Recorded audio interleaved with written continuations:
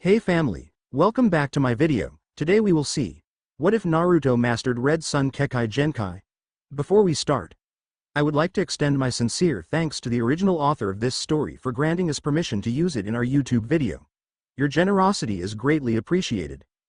The author's creation and the original story's link in the descriptions. Please do check that first. Now enjoy the video. What would you do when you began to fade? What would you do when you can't tell the difference between yourself and the mask you wear? What would you do when the skies rain down blood? His eyes were cold, colder than normal. Before it wasn't like that. Before there was always a spark of anger, irritation or annoyance. But now, it was like ice.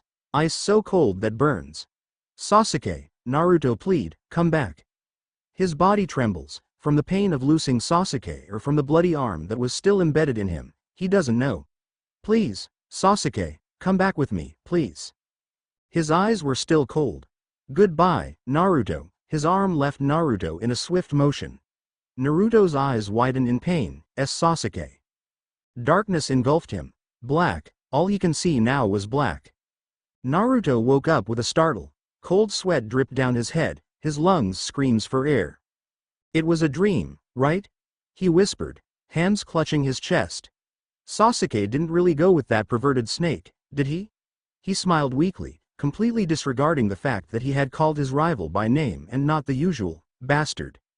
It was all a dream, a nightmare, if that's what you want to believe, brat. Fox. Naruto's eyes narrowed. What does that mean? What do you think it means? It didn't happen, it had and it will again. Naruto growled at the comment. But it will again? The meaning to the cryptic message was lost to him. Slowly, he rose from his bed and got ready to meet his team. An air of eeriness washed over him. Something is not right, something feels strange. Walking down the hall. Funny, I don't remember my hall being so wide, or the door so tall, crap. Running into the bathroom in panic, Naruto flung the door open. A small mirror lay on the floor. Almost hesitatively, he picked it up. Oh gods, I'm a chibi. Fox. What, brat? What? I'm a chibi, Naruto wailed. You're 12. Kyuubi corrected calmly. In my story, Sasuke betrayed the village at the age of 14, and Naruto had a growth spurt at the age of 13, but he is still shorter than Sasuke, just a bit taller than Sakura. 12, came the indifferent reply. How is that possible? Unless, flashback. It had and it will again. End of flashback. The Valley of Death. I died, didn't I? And you saved me by bringing me back to the past. Kyuubi smirked. You're not as dumb as you made yourself out to be. But yes, I send you back to the past. I see, so I get a second chance to save Sasuke. You have a second chance to be stronger. He was always alone, always overlooked, shadowed, and fading. His mask, for as long as he remembered, shielded him from the world around him. From the glares, hatred, harsh whispers and coldness. He had worn the jester's mask for so long, played the fool, that he can't see himself anymore. He can't tell whether he was just the lonely child or the ignorant prankster. Who is he? Dope, dead last, monster, Kyuubi, or perhaps, Uzumaki Naruto, the hero, legacy of a new beginning? Naruto walked down the streets of the Hidden Leaf Village with ease, ignoring the cold eyes that glared at him. To him, this coldness was no longer a concern. To him, it doesn't matter anymore. His dream to be Hokage had faded, and instead, in place of it was his dream to find himself, who he truly is, and saving Sasuke, protecting those who he had once failed. Now Naruto trained day and night, getting stronger. With his memories of the past life and the abilities that he possesses, Naruto had decided that he will not play the fool again. He will become stronger than he ever had, and he will not pretend anymore. He no longer cares for the village. He only cares for his precious people. Everything was the same as before he turned 12, but Naruto vowed that his years after 12 would be different. Very different.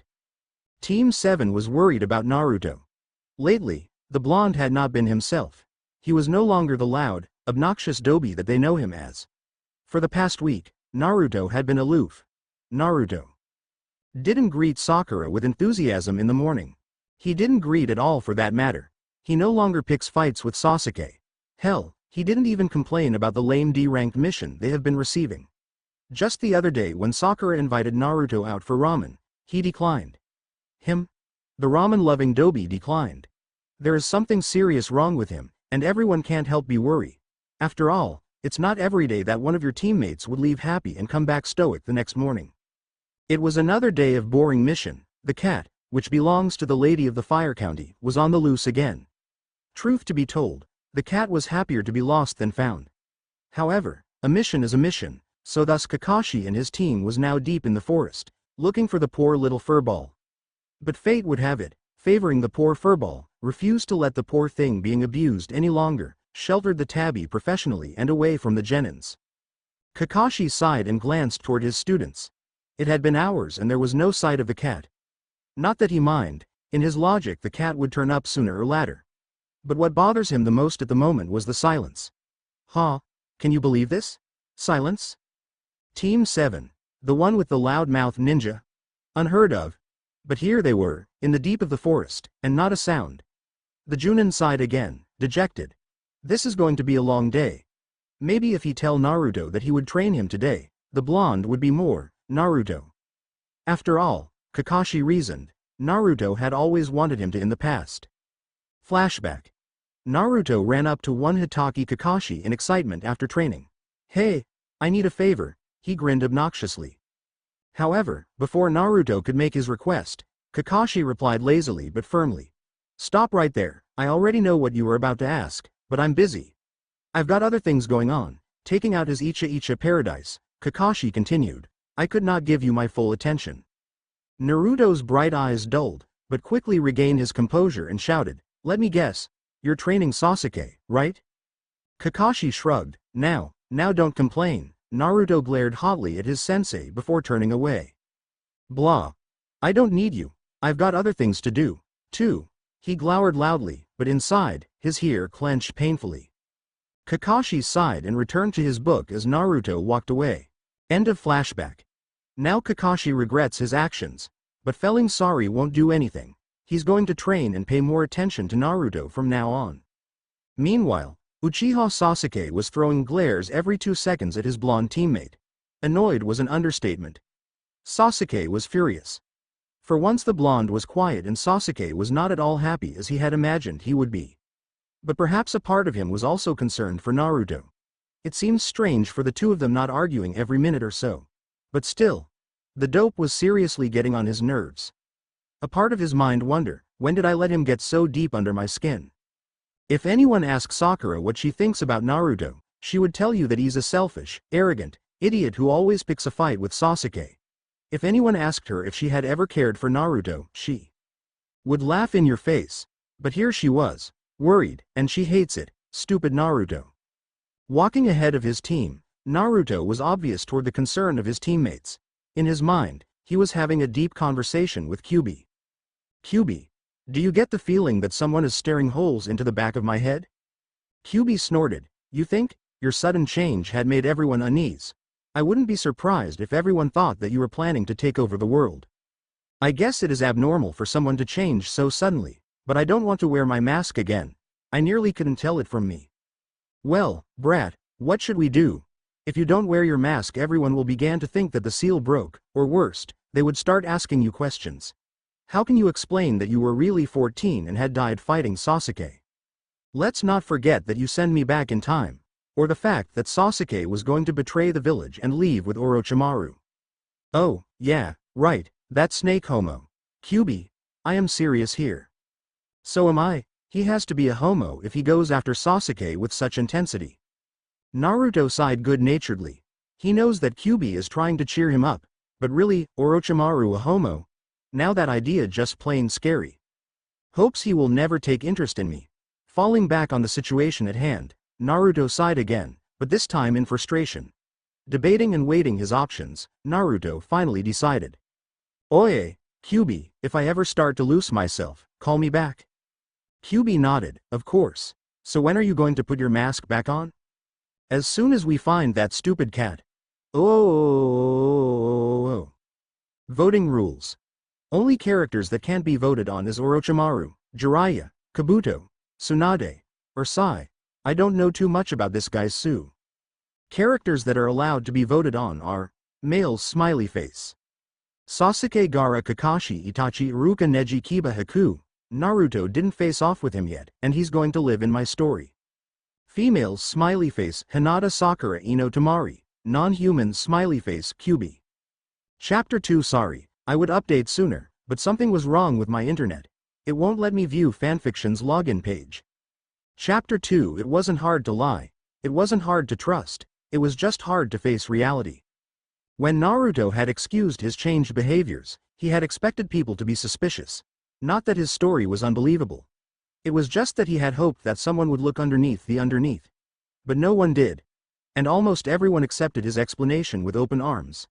It was almost as if a part of them knew that Naruto was lying but pushed aside. Naruto sighed. Ah well, at least now I have an excuse to be slightly more serious than before. You're lucky that the festival was just a week before your change, Kyuubi grinned. Goddess of luck must be on your side. Naruto nodded in agreement. The excuse was flawless. I almost felt bad for making Iruka-sensei feel guilty about my predicament. But it's true, in a sense. You had decided to be more serious because of me. You mean because you brought me back to the past, Fox? What else? It certainly wasn't because Mizuki told you about the old so fearsome Kyuubi living inside of you, hitting you like a ton of bricks, and you felt sorry for yourself and decided to walk around half dead like for a couple of weeks. Kyuubi sneered, words dripping in sarcasm. Humans are so pathetic. Naruto rolled his eyes at Kyuubi's colorful insults. You have to admit it, Fox. It was more believable than telling them that I came from the future. Flashback. Naruto, the third, greeted the young boy who stood before him. Team 7 had just returned from a successful D-class mission. Cough tabby cough. And the third had requested Naruto to stay after. Third would be lying if he says he wasn't concerned with Naruto's behavior for the past few weeks. Naruto had suddenly become silent, for reasons unknown. Do you know why I want to talk to you, Naruto? Third asked gently. Naruto looked back with innocent eyes. No, I don't know. I didn't pull any pranks lately and I have been good. What do you want to talk to me about, Hokage-sama? Besides him, Iruka, who had volunteered to organize the reports, fidgeted nervously at the tone of respect that Naruto had never shown before. Naruto, Iruka chided softly, how are you feeling? Fine. Why? No reason, Iruka stammered, not wanting to offend Naruto. You just haven't been yourself lately. Naruto lowered his eyes, in a sad voice, whispered, oh, I see, is there something wrong, Naruto? The third asked caringly. Do you hate me? Naruto asked suddenly, in tears. Unknown to the third or Iruka, Naruto had practiced his scripts in the forest already and was all ready to put on a show. Do you think I'm Kyuubi? No. Iruka nearly yelled, of course not, taking Naruto into a warm brotherly hug. Why would you think such thing? He whispered furiously. Because, Naruto sniffed, allowing himself to look vulnerable. Everyone in the festival kept whispering that I'm no better than Kyuubi. I thought that, sniff, if I behave and, sniff, if I was quiet and stop being loud they wouldn't hate me and see that I'm not Kyuubi and that I'm a good boy. With that Naruto let out a sob and buried himself into Iruka's embrace. Both adults' heart went out for Naruto. End of flashback. Kyuubi snickered. If I didn't know you were acting, I would have fallen for it too. Naruto grinned widely. What can I say? I was born to act. Kyuubi snorted. As long as no one questioned, Kyuubi could care less what excuse they have to use. Heck, even Kakashi's, got lost in the road of life, would do. The third observed Naruto through his crystal ball, slightly confused and at the same time amused by Naruto's changing expressions. I wonder what that boy is thinking about. Third puffed his pipe thoughtfully. Poor child, he have such a hard life. If only the villagers can see he is the hero he is. The scene in front of Naruto couldn't get any more cheesier. The sun was shining, the birds were singing, and everything just screams. It's so nice out that I think I'm going to be sick. The old Naruto wouldn't be bothered by this. The old Naruto would probably just enhance the scene with his bright and loud attitude, but that was the old Naruto. Now, Naruto wish he could just kill everything in sight. Why me? Now I know how Sasuke felt. Poor guy, must have been painful dealing with the old me, always loud, cheerful, and bright. Taking a deep breath in, Naruto wore his mask firmly in place and shouted, "Ohio Mina-san." Almost immediately, the two figures that rested beside a tall sakura tree whipped their head toward the loud and familiar voice. "Naruto!" Sakura shouted, surprised and relieved that the blonde had conducted himself as the loud person he is once again. "Dobi." Sasuke nodded his acknowledgement, body relaxed slightly. "Ah, it was good to have the ball of energy back, and surprisingly, the loudness wasn't all unwelcoming. Is Kakashi-sensei here yet? I wish he would stop being so late," Naruto grumbled. "I want to get more sleep." Ignoring his complaints, Sakura growled, not wanting the blonde to know that she had been worried. "She'll never hear the end of it if Naruto finds out. Why have you been so quiet for the last few weeks?" she demanded, but then quickly added, "Not that the peace wasn't nice. In fact, I like it better that way." Naruto sweat a bit. "Crap, I didn't think up an excuse for them. And I can't use Kyuubi, they're not supposed to know. What do I do? Well, I can always say that I did feel well, food poisoning. Damn, damn, damn. Anyo, well, Sakura-chan, you see, backing from the fuming girl, Naruto debated whether or not should he run for it. Anyo. Thinking fast, and in desperation, Naruto say the only thing he believes that just might save him. "Sakura-chan, I didn't know you care. I always knew you love me." Somewhere in the depth of his mind, Naruto heard Kyuubi gag. It was a beautiful day out, with the sun shining and the birds singing. One Haruno Sakura exploded. "Naruto." The birds scattered. "Yo, you're late." Sakura shouted at her lazy teacher. Naruto, who was weakened by Sakura's beating, lay upon the ground twitching, unable to insert his 2 cents worth. Kakashi glanced wearily at Sakura, seeing what happened to Naruto, and was not all eager to receive the same treatment. You see, I was trailing off," Kakashi coughed. "Anyway, Hokage-sama wishes to see us." Inwardly, Naruto smirked. Yup, his plan is working just great. Flashback. "Oi, old man," Naruto yelled bravely after his little breakdown. "Can you give me tougher missions?" Naruto. Iruka almost immediately scowled. "You're a genin. You are supposed to receive D ranks missions. In the ninja mission rank. E. Iruka got cut off. "I want to prove to everyone that I'm not the same idiot I was. I can be serious too." With that Naruto, HMPHED, and turned the other way like a 3-year-old, completely shattering his seriousness that toned his argument. Iruka sighed along with Hokage, though his was more in defeat while the third was in amusement. Iruka looked down at Naruto disapprovingly. "Naruto." Just then, the third replied casually, "All right." "What?" Iruka and Naruto stared in disbelief at the Hokage. "Really, old man?" The third nodded. "Tomorrow, I'll assign your team a C rank mission." "But Hokage-sama, you can't be serious, they're only genins," Iruka argued. The third chuckled. "I have confidence in them." "All right." Naruto cheered. End of flashback. You think this time I'll be able to save Haku? Maybe. He would be a nice addition to your list of precious people. We'll see. This should be fun. Naruto. A shrill voice called, breaking Naruto from his thoughts. "Come on." Seeing that his team had left him far behind, heading for Hokage's tower, Naruto yelled angrily while chasing after them. "No fair. Wait for me." Next chapter. D-rank mission and the meetings with the Demon Brothers, and the first battle with Zabuza. I'm back. This was interesting. I never really expected so many Naruto Tamari fans out there. But then again, there isn't much written about them. Huh? Okay, voting results. In the lead, Tamari, Sasuke, Ino, Hinata, Gaara, Kakashi, Itachi, Neji, and Kyuubi. Haku, Sakura, and Shizune 6. Kiba and Iruka. You can change your votes, but please don't vote more than once. Majority rules. I'm also adding in Shizune because someone made a really good argument of why would she and Naruto make a good couple. So any of you Shizune fans could vote for her. Chapter 3. Sorry for taking so long to update, but I've been busy. But, drum roll, there's a long chapter. Yay. So don't be so mad, K.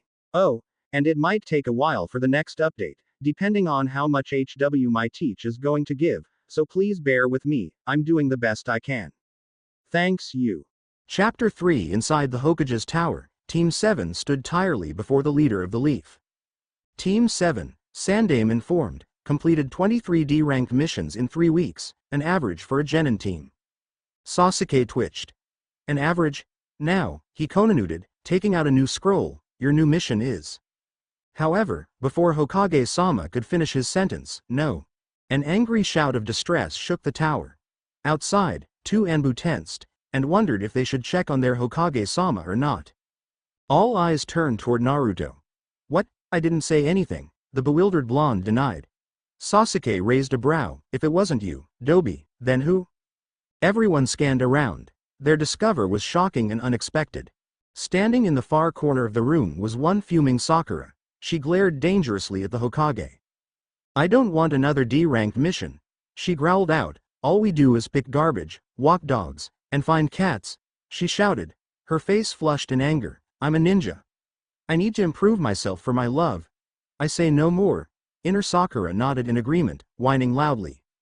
Naruto smirked all the while during Sakura's speech. This sound almost like my speech. Kyuubi snickered. True, but yours sound just stupid and obnoxious. Hers actually sounds somewhat intelligent, if not for the love part. Naruto mentally glared playfully at the teasing insult. I thought my speech was inspiring. Yeah, just about as inspiring as Rock Lee and Guy. Kyuubi howled in laughter. Undignified, Naruto gasped dramatically. Don't lump me with those two.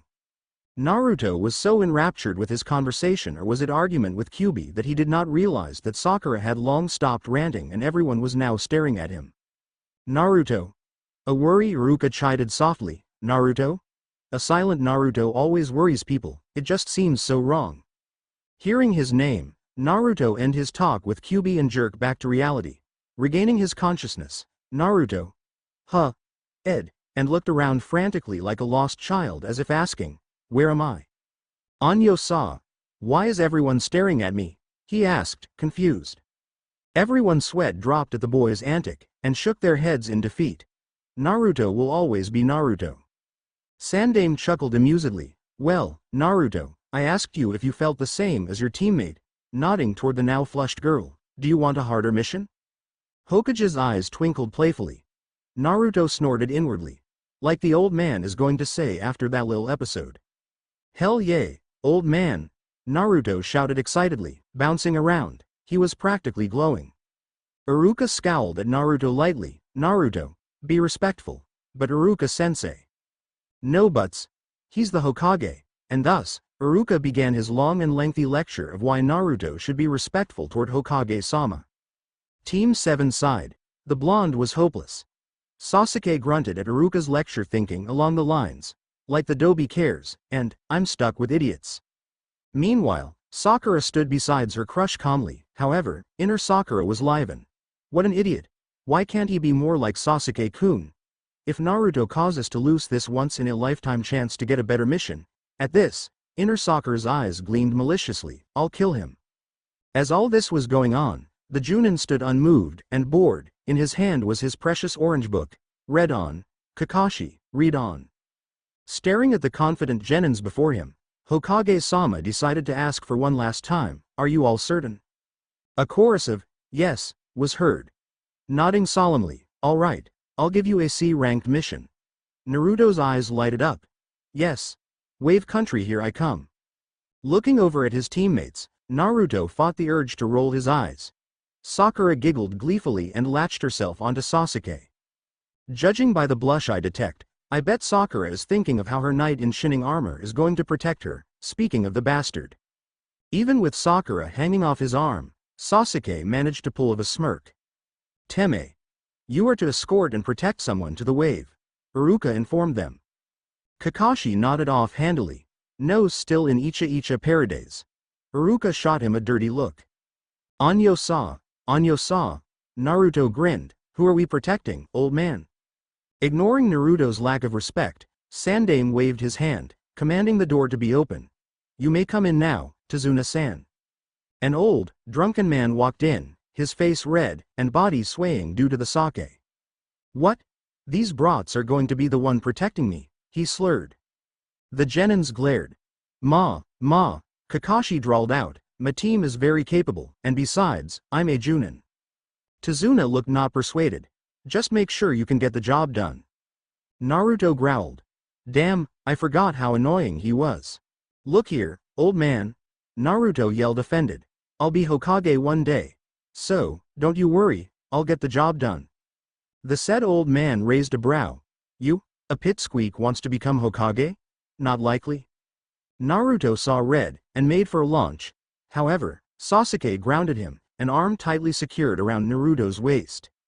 Naruto squirmed. Let me at him. Let me at him. Stop it, Dobi. He's our employer. Sasuke hissed, all the while wondering what he had done to deserve such a fate. Kakashi and Sakura sweat dropped at the scene. Naruto, this is going to be a long trip. All right. Kakashi coughed, gaining back his students' attention. Met in 5 minutes, Team 7, by the gate, he ordered. Naruto ran home in glee. I can't wait to meet Haku again. He grinned. He's really not bad, you know. Kyuubi nodded in agreement. He and you are alike in ways. Yes, we both have our precious people to protect, Naruto mused. Of course, and both you and his precious person are alike. Sasuke used you as a stepping stone to power, betraying you, and Zabuza used Haku as a tool. No. Naruto snarled. His hand clenched tightly into a fist, drawing blood. Sasuke is not going to betray me and Haku won't die. Not this time. Naruto's breath ragged. Not this time. Naruto had arrived just a little after 5 minutes. It took another 20 minutes before Kakashi-sensei showed up. You're late, Ma. I needed to pack all my treasures, replied the lazy Junin. Naruto didn't even bother commenting after that. He had a pretty good idea just what these treasures of his teachers was. There is no doubt as he spotted something orange peeking out of his sensei's pouch. Perverts. The walk to Wave was almost uneventful and boring. Naruto didn't make any small conversations as he was so busy making plans with Kyuubi. While Sakura did more than enough talking for the both of them, asking questions, and hitting on Sasuke. No one noticed much of the lack of response from Naruto. Get ready, brat. We're almost there. In fact, I think I see the puddle just ahead. Naruto nodded. Grinning to himself, it's showtime. This time, I'm going to fight too. Body tensed, and fingers itching for weapons, Naruto walked cautiously toward the puddle. In the corner of his eyes, he saw Kakashi-sensei tip Sasuke off. A pinch of jealousy entered Naruto's heart. So that's how Teme was so unnerved, Naruto thought bitterly. Despite what Kakashi had said about training Naruto during those weeks when Naruto had been weird, Kakashi did not make good of his promises. Out of sight, out of mind. Naruto growled in annoyance. Well, who needs him when I got these? Fingers intertwined gracefully around his special kunais. It'll show them all. Just then, the demon brothers struck. From the genjutsu in which they hid, twin chains of dagger ripped headed straight for Kakashi, ripping him to pieces. Both Sasuke and Naruto acted fast and somewhere in the background they faintly heard Sakura shriek in fear. Sasuke ran toward one of the demon brothers, attacking with Soli Taijutsu. Jumping up into the air, Sasuke spin, and kicked the attacker with a surprising amount of force, sending the heavy armored demon flying. Meanwhile, Naruto flung his kwanas. The blades glazed past the brother. Look like you are not as good as your friend over there, the brother mocked. Naruto smirked. No, I'm better. Naruto curled his hands together. A sudden pressure washed over the brother. Nani. You see, Naruto's hand tightened. The kunais are meant to glide past you. The brother gasped for breath as the pressure increased. I attached a special, durable strings on those kunais, and as you can see, Naruto's hand tightened into a fist. The pressure doubled. With a little of chakra, I am able to exhaust you. The brother paled. Just as the brother was about to faint from the lack of air, that's enough, Naruto. Kakashi shimmered out of his hiding. Sensei. Sakura exclaimed in relief. Naruto glared, but complied. All the while, Sasuke stared at Naruto with narrow eyes. How can a dobi like him know such an effective attack? Unknown to him, Kakashi was pondering along the same lines. With the demon brothers tied up, Kakashi forced Tazuna to tell them the full extent of the mission. Wave is a poor country, Tazuna begged. This is all I can afford it. We need the bridge. We are only a genin team, Kakashi argued. We are not ready for this. Naruto rumbled. No way, sensei. We can take it. You said so yourself. We are capable. Sasuke nodded in agreement. His mind was filled with excitement and the hunger to test himself. Kakashi sighed. All right, but there is no turning back once we continue, he warned. Sakura, not wanting to be viewed as weak in front of her crush, replied, we won't. So thus, the journey continued on. Haku, Zabuza, this time it'll be different. Ah. I can't do fight senses, god I sucks. Anyway, I think this is a long chap. Right? Right? Voting rates. Tamari 40 votes, Sasuke 30 votes, Ino 7 votes. Itachi and Hinata 9 votes, Shizune 8 votes. Still not up in the top 3s, someone's gonna be disappointed. Gaara and Haku 5 votes, but from the looks of things, it's gonna be Tamari or Sasuke, though Sasuke is behind 10 votes. I'll keep the polls up until everyone mets up, until then, it's all adventure and action. Chapter 4. I'm back. Sorry for the long wait, but I did warn you that it'll take me a while, didn't I? Don't worry, I'm still around. Although this is my first multi-part saga thing. Normally I just finish my story in one go. Man, this is hard. Anyway, onto the story. P.S. Someone asked me when will the poll be closed. I know it had been out for over 2 months, and sorry that I didn't clear it up when I will no longer be accepting votes. Sorry, I really thought I covered that. Anyway, the poll ends at this chapter. So any votes after this chap will not be accepted. Chapter 4. The fog is thickening, Naruto grimaced. And we haven't even thought up a plan that would work. Perhaps you shouldn't think about saving Haku now, Kyuubi suggested. Perhaps you should think of how to save him during our little fight on the bridge. Naruto nodded, but his doubts were beginning to sink in. But what if I can't save him? What if I screw up? Saving Haku-kun was so much easier when it was all done in my head, but carrying it out? Actually putting the plan to motion? It seems almost impossible. You won't? Now, stop complaining, and get ready for the attack. Kyuubi snarled, clearly annoyed by Naruto's doubts. Naruto smirked half-heartedly. Leave Kyuubi for harsh pep talks. The fog got thicker. Kakashi-sensei, Sakura asked nervously, when will we get there? If Naruto had not known better, it would seem like Sakura was just asking an innocent question. However, Naruto knew better. The pink-haired girl was apprehensive, clearly worried by the thickening fog. The clenching fist was a dead giveaway. We are almost there, Kakashi drawled. Although it appears that their sensei was relaxed, Naruto noticed how stiff Kakashi was holding his book and thought better. Sensei is on guard. He must predict that Gaotu would hire more than just one ninja to do the job. And indeed Kakashi was stiff. After the little run-in with the Demon Brothers, Kakashi was sure that the next opponent would be at the very least a Junin. Ma, I really hope my team is ready for this. Kakashi thought to himself, his eyes glanced toward Naruto. Although Naruto's earlier display of skills was amazing, Kakashi still had his doubts. Could it be Kyuubi's doing? After all, Naruto now knows the fox's existence. Would the treatment of the village force the boy to seek revenge? With so many possibilities and outcome of Naruto's future, Kakashi decided that he would have to keep a closer eye on the boy. It's not like I don't trust him, but it's better to be safe than sorry. Meanwhile, Naruto secured his bag and head protector tightly around his body as his right hand wrapped around his kunai. 1, 2, 3, Naruto counted. 4, 5, 6, now. With that, Naruto threw the kunai in the direction where the rabbit was. Everyone tensed. The kunai sailed through the bushes, imprinting itself deep into the trunk of a tree. Beneath it, a white rabbit lies unconscious. Naruto. Sakura screeched. What do you think you are doing, scaring us like that? Naruto winced at the pink-haired girl's voice. Anyo-sa, I thought there was someone there. Naruto grinned sheepishly. Sakura scowled. Quit trying to act cool, Naruto. But I really thought it was a trap, Naruto whined. Sasuke glared. Dope. Don't get everyone worked up for nothing. What did you say, Teme? I said. Sasuke taunted. You are a dope. All right, enough. Kakashi shouted, all the while shaking his head. What did I do to deserve this? And just when I was beginning to consider that Naruto actually have some intelligence in him. Distracted by the commotion that Naruto had caused, Kakashi almost missed the presence of Zabuza. Eyes widened slightly in mild surprise. Kakashi glanced at the fainted rabbit in realization. So it was a decoy. He deducted after careful examination of the fur color. It was spring, yet the rabbit was white. Mina, stand back, Kakashi barked. Sasuke and Naruto stopped their argument. What's going on, sensei?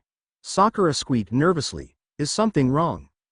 The rabbit was a distraction. A Junin is up ahead, Kakashi hissed. The fog thickened. Why, if it isn't the copycat ninja? A devious voice floated through the mist. No wonder why the Demon Brothers failed. Team 7 tensed. Demon of the Mist. Kakashi greeted neutrally, his right hand lift to uncover his hidden Sharingan. I did not know my reputation preceded me. Naruto grinned inwardly. His stomach was flopping with anticipation. Next to him, Sasuke also shivered in excitement. Sasuke took a step forward. Seeing his student's action, Kakashi spread his left arm, blocking Sasuke. This is not your fight. He is out of your league. Sasuke glared at the statement. He was the top rookie genin. Naruto on the other hand smirked.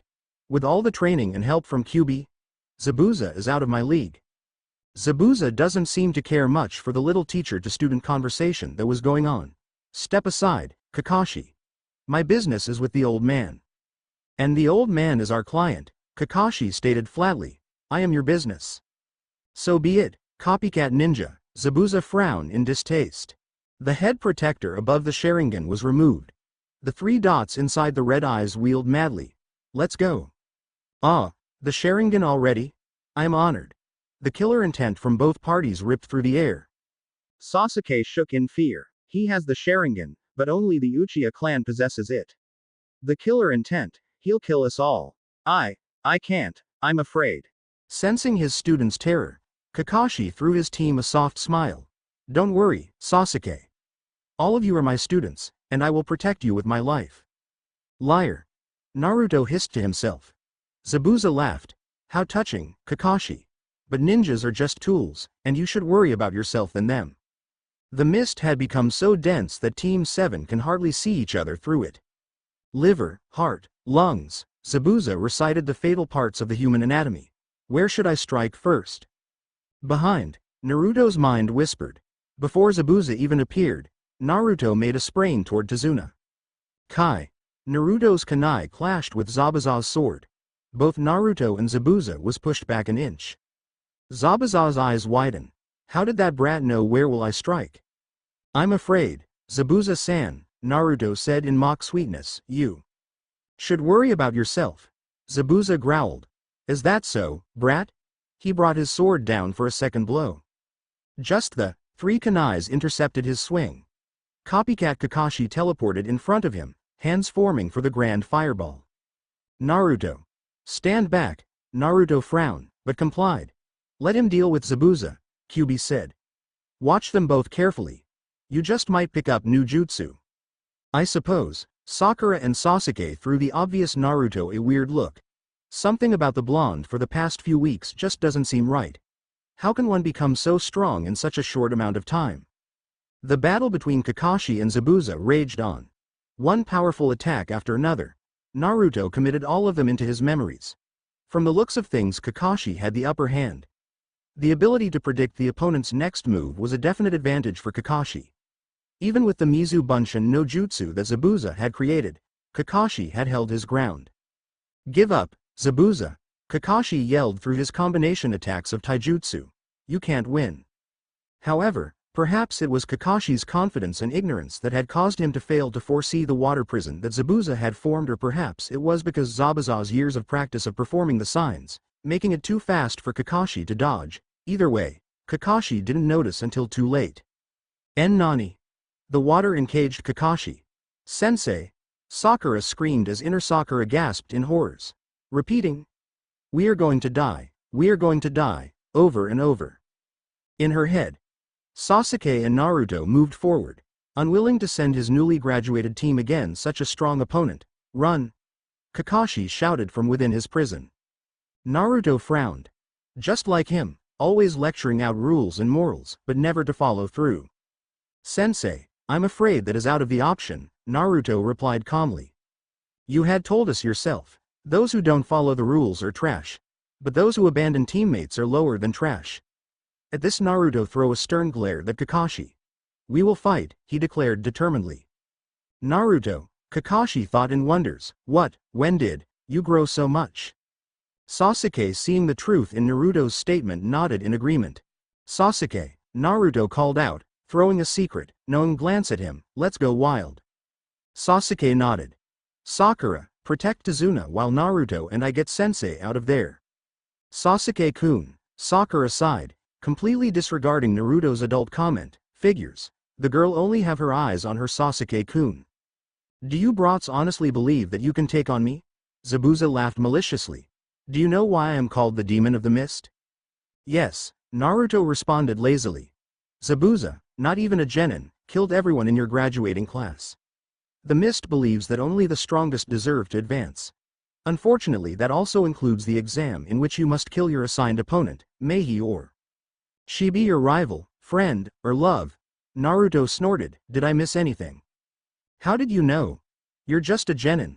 Zabuza voiced the very question that everyone had in mind. Naruto smirked. Found it in the bingo book. I was disappointed. It doesn't sound like you did much. Did much? I had killed more than you would ever in your life. So you said. Naruto's eyes flashed red. Inside the water prison, Kakashi tensed. So it is Kyuubi's doing. Sasuke. Naruto yelled toward his rival and best friend. Let's show him why you received the title. #1 rookie, and let's show him what a true demon is like. Shocked by Naruto's new attitude, Sasuke could even manage to dish any witty comments. He just nodded and followed Naruto's lead. Of course, the proud Uchiha would later kill himself than admit that he actually followed the Dobi's lead. The plan was simple but brilliant. No communication was needed. Both boys just know what to do. Well, okay, maybe only one of them know what to do. Sasuke charged at the water clone as Naruto attacked with his shadow ones. If the combine attack fails, they would change to plan B. Not that I would tell Teme what it is, Naruto grinned smugly. Why don't you use your chakra-enhanced strings this time? Good idea. Maybe we can get Haku to step in before Kakashi-sensei use up all his chakra. Like last time, plan A failed. As Naruto sailed through the air, he pulled out his bag and threw Sasuke the Fuma Shuriken. Sasuke caught it and grinned. So this is what Naruto had in mind. Taking the weapon in hand, Sasuke leered, Fuma Shuriken, the wind demon. The shuriken went flying at the direction of Zabuza and his clone. The clone was by the shadow shuriken destroyed, but Zabuza dodged it. It was then did Naruto made his entrance. Transforming from the shuriken back to his original state, Naruto threw his chakra-enhanced strings at Zabuza. Zabuza tried to deflect the kunais, and released Kakashi in a moment of haste. However, Naruto's shadow clone, who was ignored in the midst of the true Naruto's appearance, threw more of his special kunais at Zabuza. All kunais hit their target. Not bad for some brats, right? Naruto grinned cheekily. Zabuza growled. Naruto's fingers curled. Just then, needles came flying at Zabuza. Naruto whipped his head toward the direction of the needles. About time, Haku. Naruto smiled as Zabuza's lifeless body hit the ground. Fidgeting ignorance, Naruto turned toward the masked nin in anger. Who do you think you are? Why did you do that? He was mine. Naruto, Kakashi scowled. He's a hunter nin. So? Naruto challenged. Kakashi shook his head. Naruto, he warned. The hunter nin ignored Naruto's accusing stare. Thank you for your assistance. However, Zabuza is a missing mist nin. There are secrets that we, mist, would like to keep. I will take it from here, Haku said calmly. Naruto smirked inwardly. Oh, I bet there are secrets. Look like you will. Kakashi nodded. The hunter nin bowed and picked up Zabuza's body. A swirl of leaves engulfed the nin and Zabuza. When the wind died down, they were gone. Get better soon, Zabuza, Naruto thought. I can't wait to see you again. And this time, I'll make sure you will not die. Perhaps I can even persuade both of you to join the leaves instead. Throughout the whole time, Kakashi was staring at Naruto besides the sidelines. Something was very wrong with Naruto despite what Sandaime had told him. And the change of colors in Naruto's eyes. Kakashi narrowed his eyes. Yes, he will definitely keep a closer eye on Naruto. Kakashi instructed, let's get going. Everyone nodded, and off they were. Tazuna smiled. I really misjudged the midget, he really is something. Done. Next chapter. Tree climbing, and I'm sorry that the fight scenes are not so descriptive. In fact, I'm sorry that the whole story was not really descriptive. I'm just not really good at explaining everything in full details, that and using perfect grammar, my teacher said. Something about me not talking more English when I'm home, not my fault, I'm an ABC for Pete's sake. My parents don't know English. Communication difficulties. So, I apologize that my grammar is so bad in the story. Also for the late update, but finals are coming up, and I'm taking the SAT 2 in the fall soon. Sorry. P.S. Someone told me to use something called beta to check my spellings and grammatical mistakes. Where do I find this beta thing? Chapter 5 Gomen. But my school let us out late and I was too lazy to update. I didn't get out until the 26th of June, thus I wanted some time to myself. Anyway, no more voting please. I have to count them, you know, with so many, I have to make sure I don't count the same vote twice. GAAA, too many names. Lol. Oh, also, answers to some of the questions. Yes, I'm Chinese. But I was born and spent 11 of my years in America. But don't worry, I still have some Eastern pride and traditions. Haku is important because he is one of the earliest minor characters introduced. His past is somewhat like Naruto and they did talk a bit in the forest. I guess he is very well liked, especially since he could pass off as a girl, and to those who is just getting into the idea of yaoi or shonen ai, it's easier to see him as a girl and pair him up with Naruto. Also, the whole episode when Naruto almost killed Haku in a fit of rage but stopped himself was somewhat touching, I guess. Girls love touching scenes. As for why girls like yaoi or shonen ai, well, I don't really know. I don't mind it. But then again, I don't mind lots of things. I suppose because gays, lesbians are more acceptable among us nowadays. And girls just like to see hot guys together, I guess. I mean, why do guys like to see lesbians girls together? Could it be that we have no sexual life? XP lol. Well, I don't really know, it's hard to explain really, but try to be acceptable. And finally, I would like to make it no pair for this story, but I always had pairings in my stories, so when I started I put up a poll to get a partner for Naruto. The truth is when I first started, because there was so many Sasunaru fans, my friend being one of them, I was really going to go on with it. But then I decided, since there is so many, is there any other pairings that the people would like? I actually regret ever putting up a poll right now. I forgot I have to count them, that, and I didn't realize I would get so many comments. Winking face, but calling the whole poll thing off would get some people seriously pissed, so I don't want to get anyone out there hating me. I just decided, you do what you gotta do. Don't worry, I'm still new with romance scenes, so I'll do the best I can. I don't do overly descriptive love scenes. Call me naive or old-fashioned, but I strictly believe that those displays of affection is a personal and private manner. So I'll try to many them romantic enough, but not too love. Anyway, onward with the story now, and thanks everyone for reading. Chapter 5 Naruto glared at the surrounding before him, or more specificity, the tree before him. Despite the fact that he had trained earlier on his chakra control, he still could not maintain a perfect balance necessary to stimulate the power to diffuse into lowly jutsus.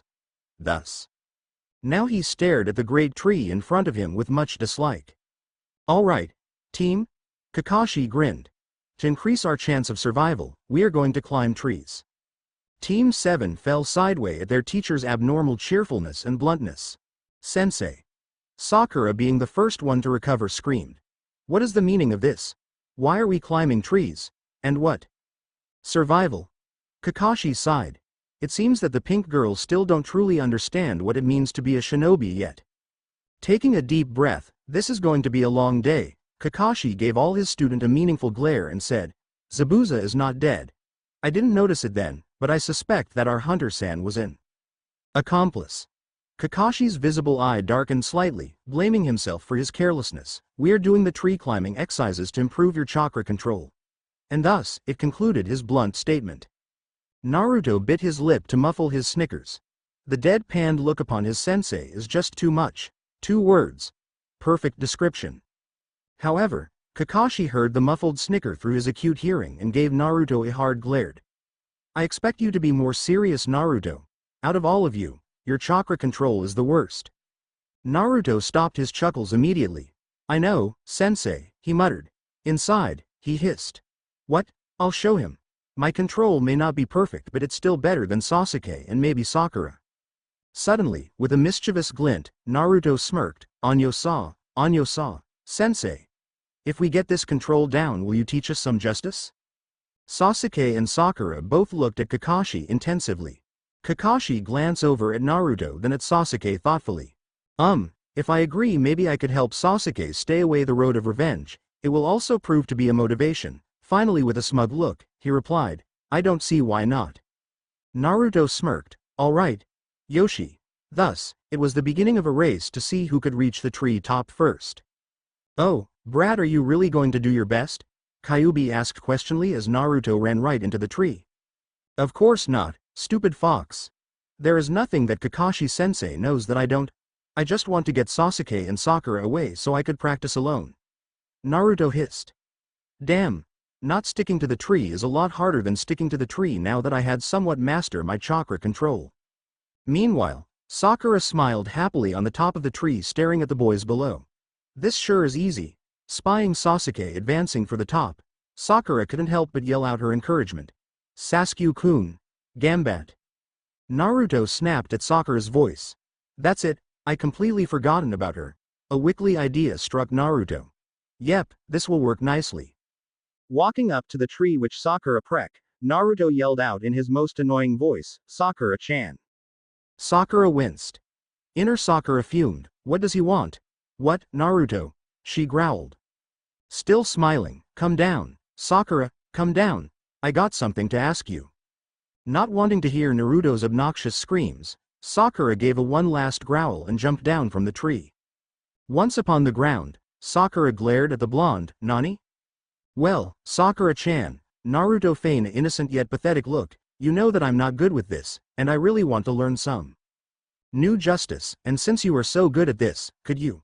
Throwing in an embarrassed look, could you teach me? Sakura stood eyes widened in shock. Who would have thought Naruto would be so mature? Meanwhile, Naruto mistaken Sakura's silence as a sign of rejection. He immediately injected, please, Sakura-chan. I really want to beat Sasuke. Upon hearing this, Sakura twitched. So that's his really reason. Sighing, she shook her head. She should have expected that. All right, she muttered, I'll give you some advice. Whispering some word of wisdom to Naruto, Sakura stalked off to look for Kakashi-sensei, hoping to improve her skills. After all, Sakura want to impress Sasuke. Naruto grinned.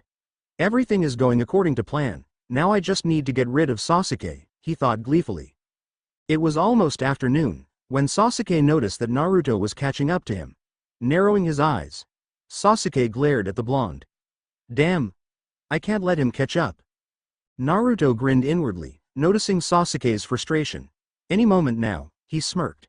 He's going to come ask me what Sakura had told me, any moment now. And true to Naruto's prediction, the Uchiha prodigy finally manages to swallow his pride and stalked over toward Naruto. Hey dope, he started off handily, looking everywhere put at Naruto. What did you ask Sakura about? His face flushed a light red. Naruto smirked. Oh? He raised a brow, asking for help. Teme? Naruto teased lightly. Sasuke bit back a growl. God, this is so embarrassing, asking the dead last for help. However, the desire to learn, to gain more power for his goal was strong, and Sasuke wanted to master the stupid exercise fast. Glaring at Naruto, yay, so, now, what did she say? He snapped. Not wanting to lose the chance to get rid of Sasuke, Naruto let out a defeated sigh.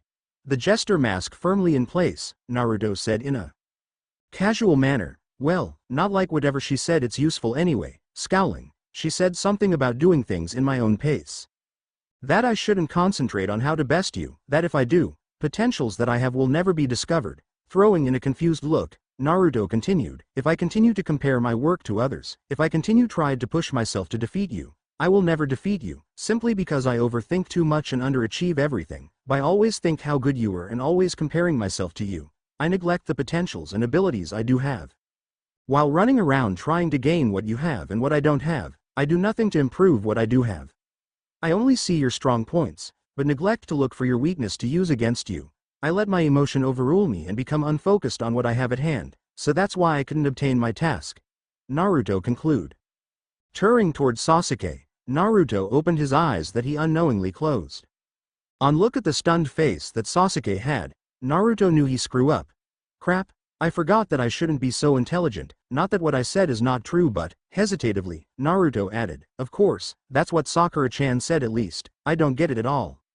Sasuke nodded numbly as the words sink in.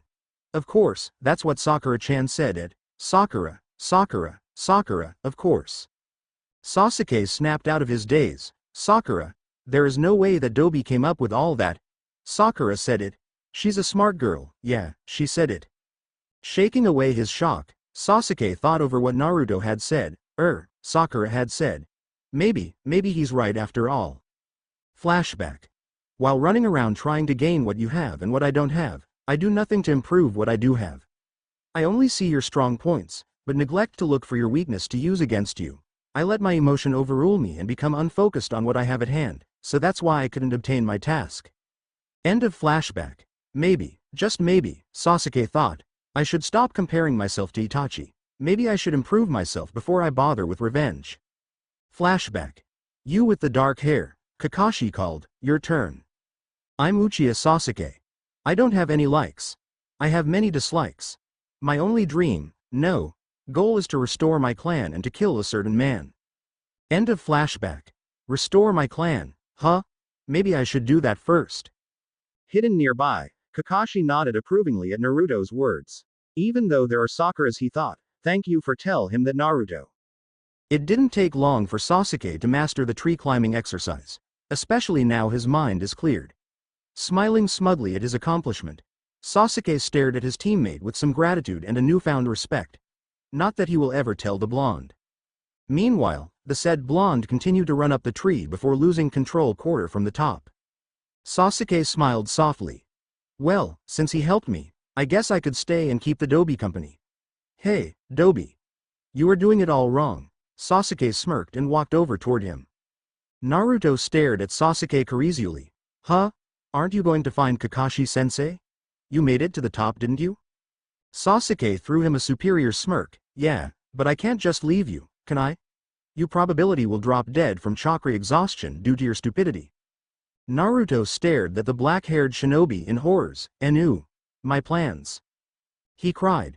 In the back of his mind, Naruto swore he heard Kyuubi laughing. I will post the results as soon as I finish the count. It should be out by the next chapter or so. Promise. Chapter 6 Ni Hao. Hello. I'm back. Yay. I had finally finished the poll count, took forever too. Okay. The results are Temari, 157, Sasuke, 82, Itachi, 60. Hinata, 24, Ino and Gaara, 18, Haku, 15, Kyuubi and Shizune, 13. Kakashi, 8, Neji, 4, Sakura, 3, Kiba and Iruka, 2. Anko, 1. As you can see, Temari won by a mile. Ooh, wow. Good job Temari, lots of people loves you. I might put a bit brotherly love between Sasuke and Naruto considering the whole speech Naruto made at the Valley of Death. For the yaoi fans, if you want to interpret it otherwise, go ahead, but it'll be more of a one-sided Sasunaru thing. Chapter 6 Sasuke started at the ceiling, wide awake. No matter how much he tries, he just can't seem to fall asleep. Was it because of what Naruto had said before? He doesn't know. However, what he does know, realized, he never truly understands and knows his own teammate. Naruto is like a cryptic puzzle. For the whole month now, the blonde had surprised him in more than one way. When Sasuke had confronted Sakura about the speech, she had all flat out denied it. Knowing Sakura, if she did said such speech, she would take credit for it. After all, it is like Sakura to want to impress him. Yet, she was genuinely confused when Sasuke asked her about it. She had told him that she had never heard such speech, let alone to have such insight to create such thing. So, the only conclusion Sasuke could draw was that the speech was solely Naruto's alone. Could he have misjudged the blonde? Sasuke was in turmoil. Naruto had suddenly become someone Sasuke wanted to figure out. Flashback. Inari came into the room just as everyone sat down for dinner. Staring at Team 7's cheerful attitude, Inari felt a surge of anger erupting from his body. Why are they so happy? Gaotu would just kill them like he had done with his father. Inari didn't understand why these people would try so hard. You are all going to die, he shouted tearfully, hitting his hands at the table suddenly. You should just give up. Sasuke looked away, ignoring the outburst. After all, it means nothing to him. However, the shaking blonde besides him had Sasuke look at Inari with more annoyance than usual. Naruto's face was hidden by the shadows, and even then, You could tell the face was not a happy one. Inari stared on, while everyone sat in silence. The tension filled the room. Sakura looked back and forth between Inari and Naruto. Not actually knowing what to do, she opens her mouth to consult both parties. It was then that Naruto slammed his hand down on the table with a loud bam. His eyes were furious as he glared at the little boy before him. "So you are just going to sit there and cry like a baby?" the blonde snarled. Sasuke was startled. Never had he seen his teammates so angry, and judging by the faces of his team, neither did the others. "Just cry then," Naruto continued on. "Play the tragic hero. Just go on and cry. If that is all you do, then you are better off dead." "Naruto." Sakura gasped. "That's enough." Naruto ignored the pink-haired girl and walked out the door. Inari ran to his room crying. End of flashback. After that, Sasuke tried to find Naruto after dinner, but without any luck. Deep down he viewed Naruto as his only friend. Sasuke thought he knew everything about the blonde. After all, Naruto was predictable. Yet now, Naruto was like a stranger. When did the blonde become so mature? Was Naruto hiding his true potential from the very beginning? Shaking aside all his unanswered questions, Sasuke clutched his hands in determination. He is going to crack this cryptic puzzle. Naruto groaned softly at the morning sun. The ray landed too close to his sensitive eyes for comfort. "How did I end up here?" he groaned softly. Shifting around, Naruto never thought the ground would feel so soft. Breathing slowly, still in the mist of sleep, Naruto barely noticed an approaching figure. It was not until the person's hand reached out for him did Naruto register that he was not alone. "Hey," a gentle voice called, "you would catch a cold." Naruto smiled mentally. "Haku," his mind whispered. Knowing that he would not be in any real danger, as of yet, Naruto opened his eyes slowly. "Hello," he greeted, his voice still carries his sleepy state. "Who are you?" Naruto asked innocently, pretending to be confused. "I'm Haku, and you are?" The pretty boy in front of him said. "You shouldn't be sleeping out here," the boy scowled lightly. "I'm Naruto, and I wasn't sleeping," Naruto protested, vaguely recalling the same conversation they had in his past. "I was training." "Training? Are you a ninja?" Haku inquired. His eyes dimmed a bit. "Yay, and I am going to be the strongest one day," Naruto grinned. Haku asked sadly, "Are you training for someone? Your precious person? Do you have one?" Looking at Naruto, Haku stated. "Seriously, you can only be truly strong when you have someone precious to protect." "Precious someone?" Naruto's eyes softened. "Yes, I have Iruka-sensei, Tsunade, Ero-sensei, the old man, my friends, you, Mina, everyone, even Kyuubi. I know what you mean." Haku grinned. "Well, then, I know you will become the strongest, Naruto-kun." Naruto nodded in agreement. "I bet you will too, Haku-kun." Haku's eyes widened, shocked that Naruto could tell that he was a boy. However, his face softens at the carefree boy. "Well, I better get going." Haku smiled, getting up, he walked away. "We will meet again, Naruto-kun." "I know, Hunter-san," Naruto said sadly after the departing figure. The figure stopped in his track, tensed. "Don't worry, Haku-kun," Naruto continued, "I'm sure everything will be fine." Not turning to couldn't face Naruto, Haku muttered a sad, "I hope," and walked away, not hearing the soft, "me too," that Naruto uttered. Sasuke walked deep into the forest, looking for his loud-mouthed teammate. He had a feeling that Naruto might be at the training ground. Maybe he could get Naruto to answer some of his unanswered questions. Coming to the clearing, he saw the blonde talking to a girl. Something inside him stirred. Who is she? He wondered as the girl passed him. Not liking the idea that Naruto talking to some strangers friendlier than he would with him, Sasuke threw the disappearing figure a glare before making his way toward Naruto. "Dope," Sasuke called out causally, "you missed breakfast." Naruto shrugged. "I was training," he answered offhandedly. "What do you want, Teme?" "Nothing," Sasuke denied, despite the urge to shake Naruto in frustration and demand him to answer his questions. "Who was that girl? What are you hiding underneath your mask? What are you afraid of? Why won't you tell me?" "Sensei told us to continue our exercise," Sasuke said instead. Naruto nodded in acknowledgement before questioning, "You, too? But you mastered it." Sasuke looked away, trying to find an excuse. He wants me to help you, seeing how bad you are at it. Silently, Sasuke added, and I want to uncover your secrets. Not wanting Sasuke around any longer than he has to, Naruto stated haughtily, I mastered it. I was training all night. I don't need any more help. His chest puffed in fake pride. Sasuke glared. Damn. Unknown to him, it was exactly the same thought as Kakashi, who was hiding the trees above them. Naruto smirked inwardly. Suspicious are we, Sasuke? Kakashi-sensei? Naruto had long since his hidden sensei. Well, I'm going to go eat now, Naruto beamed, walking toward the house. Man, am I hungry? Leaving two very frustrated shinobis after him. Naruto glared at the wall in front of him. Damn, not only is his teacher suspicious, but his teammates as well. Ever since the tree climbing exercise, both his teammates have been staring after with curiosity, suspicion, uncertainty. Well, whatever it is, Naruto felt like he was being dissected, a specimen being studied, and it's getting on his nerves. He doesn't understand what had brought this on. Sure, he had predicted that Kakashi would act like this. After all, the man was very insightful and observant. But, his teammates, now that was something he didn't anticipate it on. Naruto remembers that time when he had caught Sakura staring, he had asked her what's wrong. But all he received was a nervous nothing, and a weird look from the pink girl. Moreover, the girl had been nicer to him nowadays. Sasuke, too, had been particular these days.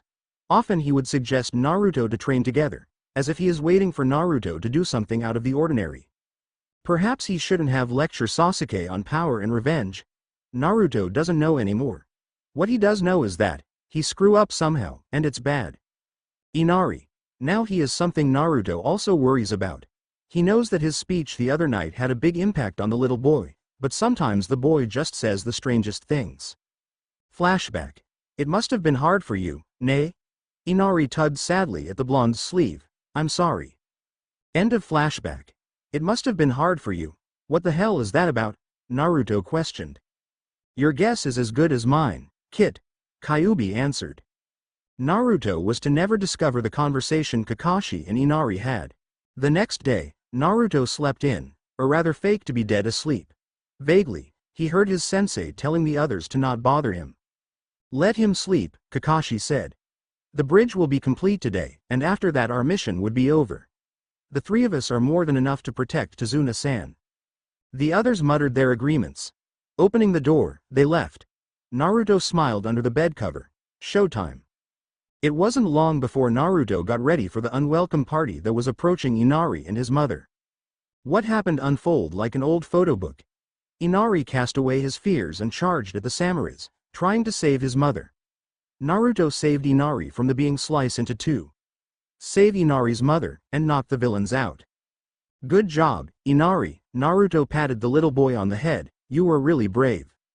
Inari sobbed tearfully. Of course, I'm going to be a hero, he said proudly.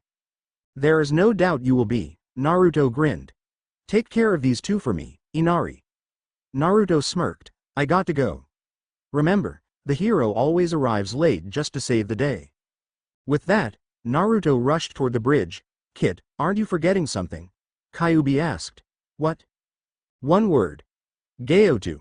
Kyuubi stated smugly, as if he knows something that Naruto doesn't. What about him? Naruto questioned. Kyuubi sighed. His host sure is slow. Don't you remember the last time on the bridge? Kyuubi elaborated, the part when Gaotu showed up? Naruto narrowed his eyes. How can he forget? The Teme insulted the dying Haku. Suddenly something clicked. Naruto halted his running. Eyes widened in realization. Oh, you mean, exactly. Kyuubi smirked. Zabuza only fight because he was paid to. If Gaotu is dead, well, dead man can't pay, now can they? Naruto smirked with his demon. No, dead man can't pay. Understanding where Kyuubi is going at, Naruto laid out a plan. Everything will be fine, the words came back to him, his smirk widens. Biting his thumb, Naruto slammed his hand down on the ground forcefully. Summoning no just you, he shouted. Smoke erupted as a big brown fox with two tails appeared. Find Gaotu for me, Naruto commanded. The fox looked at Naruto curiously. Who are you? The fox asked uncertainly. There was never a contract with Fox created, yet this boy summoned him. I am the host of Kyuubi. Naruto recited his speech with Kyuubi earlier carefully. I ask for your assistant. Hearing the name of the great Fox, the little one yipped in delight. I'll help. It bobbed its head eagerly. Do you want this Gaotu, alive or dead? Dead, Naruto confirmed. Bring the body to the bridge. The fox nodded and ran off. Naruto smiled after it. Did I ever thank you for the contract with foxes? He asked Kyuubi. No, Kyuubi growled.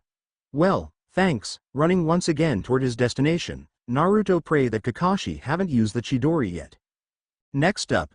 Battle at the bridge. I'm sorry with the slow-moving pace, but I'm a lazy person and would take a while just to get anything done. Which reminds me, I have to start and finish my summer assignments. Ooh. Naruto have a fox contract because let's face it, the toads can't really kill a person unless it's a really big on and squash the enemy.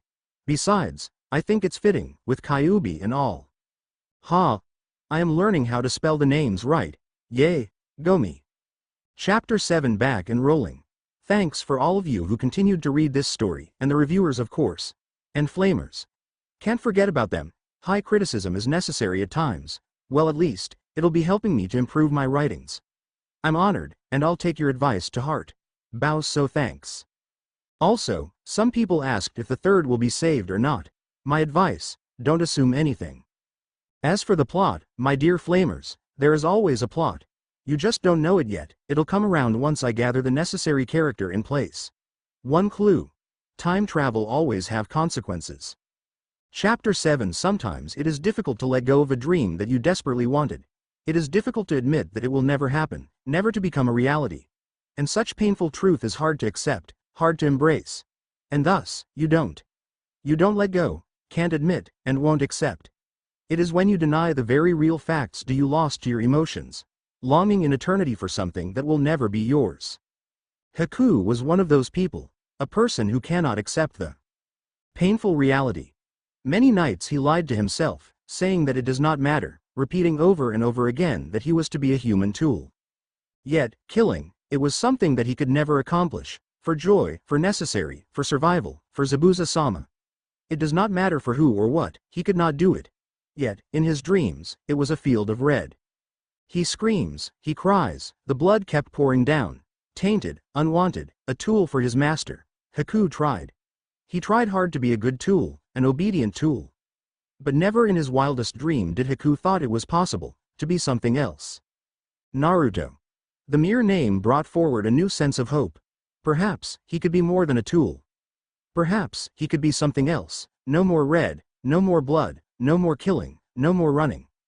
Haku would not just be a tool for Zabuza-sama, he could be something else. A companion, a friend, a precious someone. It was a dream that could never be reached, he knows, yet Haku dreamed, couldn't stop hoping.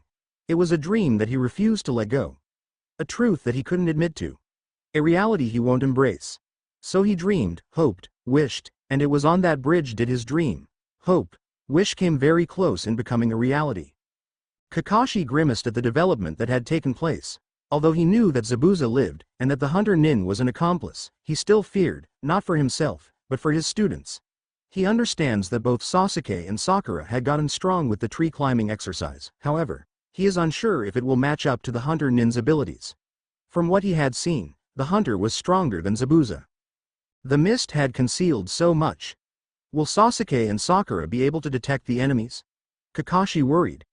A good attack would be a surprise attack, and it seems that Zabuza and his accomplice is planning just for that.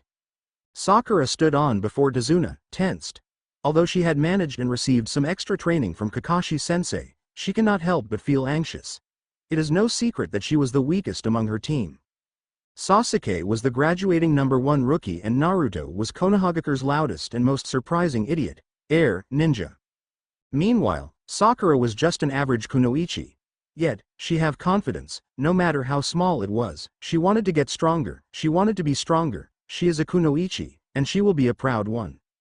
Sakura's change on outlook of life did not go unnoticed, especially not with the air of a true kunoichi that she now gives off. Kakashi made a mental note that if his students made it out of this fight safely, losing or winning, he would nominate his team for the Chunin exam. Haku stared at the opponents in front of him. Naruto was missing. Looking around, Haku's heart sank a bit. Despite his inability to let go of his dream and hope, the truth now stands right before him, in the absence of Naruto. You are a tool, and there is no way out. Killing is your job. Haku slowly let his own heart go numb. Now, there is no place for second-guessing. Zabuza-sama needs him to do his job. Haku needs to fight, and kill for his master. So it seems that we meet again. Zabuza grinned at the Kakashi. Your student seems frightened. He is shaking already.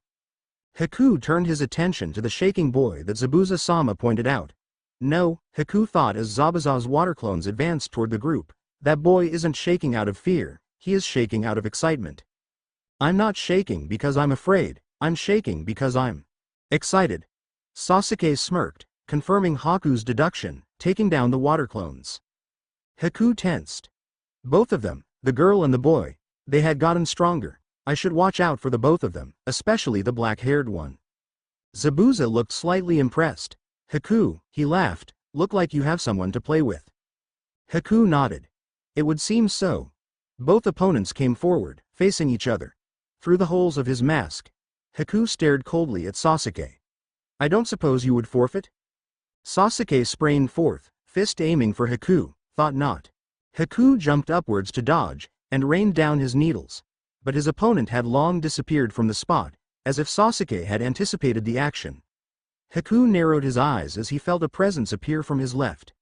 Defending himself with his needle, Haku intercepted the attack. Metal clashed. Sasuke growled at the interception, and with his swift motion, he twisted his body to the right, raising his leg for a kick, hitting Haku square in the chest, sending him flying. Haku, Zabuza frowned, still being soft. He inquired. Haku stood up shakily, sorry, Zabuza-sama. Then stop being so easy on him. Haku nodded, I understood. Sasuke glared. Easy? His opponent was being easy on him? Well, then, he would just have to get his opponent to start taking him seriously. Haku walked toward Sasuke again. You sure you won't forfeit? No, Sasuke answered coldly. Not wasting time to reply his acknowledgement, Haku attacked, swing his needles once more. Sasuke jumped away, Haku followed. Landing on a small puddle of water. Metal clashed once again, halting both parties. Haku smirked under his mask, an advantage. With one hand, he started to make signals. Sasuke's eyes widened as did Kakashi. What? He can make signals with only one hand. Without even another warning, needles sprang up from the puddle, many hit its target. Sasuke fell back. That is one of Haku's specialties, Zabuza stated smugly. Not wanting his student to chew off more than he can swallow. Kakashi prepared to interfere. If that is one of his specialties, I don't want to find out what are his others. Sasuke can't handle this guy. As if knowing what Kakashi was thinking, Zabuza blocked the copycat ninja's way. Your fight is with me, Kakashi. Kakashi glared. Damn, Kakashi thought, blocking Zabuza's descending sword. Meanwhile, not far off the bridge, a flash of orange was jumping from tree to tree, closing in on the battlefield. Sasuke hissed at his injuries. Damn, it seems like he had underestimated his opponent. Unwilling to give up and swallow his pride, Sasuke got ready to release a batch of shuriken. However, before he could even draw the shurikens out, Haku had already started on a string of hand symbols. Haku never thought he would have to use such thing, but he wanted to end this fight soon. The silver-haired ninja seemed strong, and Haku wanted to help Zabuza-sama as much as he can. Performing his bloodline was the last thing he wanted, but for Zabuza-sama, he would have to. Finishing his last signal, Haku shouted, Makyu. Hyosho. And watched as the water puddle beneath him quiver. Ice mirrors erupted from the puddle, imprisoning Sasuke within. Sakura watched on the sideline in horrors. Sasuke. It was too late. Sasuke was not prepared for such assault. Within the ice prison he was, unable to get out. Haku entered the mirrors, becoming one of its reflections. Needles rained from every direction. Sasuke glared. What is this technique? A bloodline. Dodging every needle that rained at him, Sasuke shouted out his most powerful technique. Gukok Yu no Jutsu. A giant fireball flew at the mirrors. Despite what scientific logic might have said, Sasuke's grand fireball did not meddle the ice mirrors, or even leave a scratch for that matter. Instead, it flickered around at edges, surrounding the mirror completely, before dying out into nothingness. Outside, Sakura saw the event in awe and fear.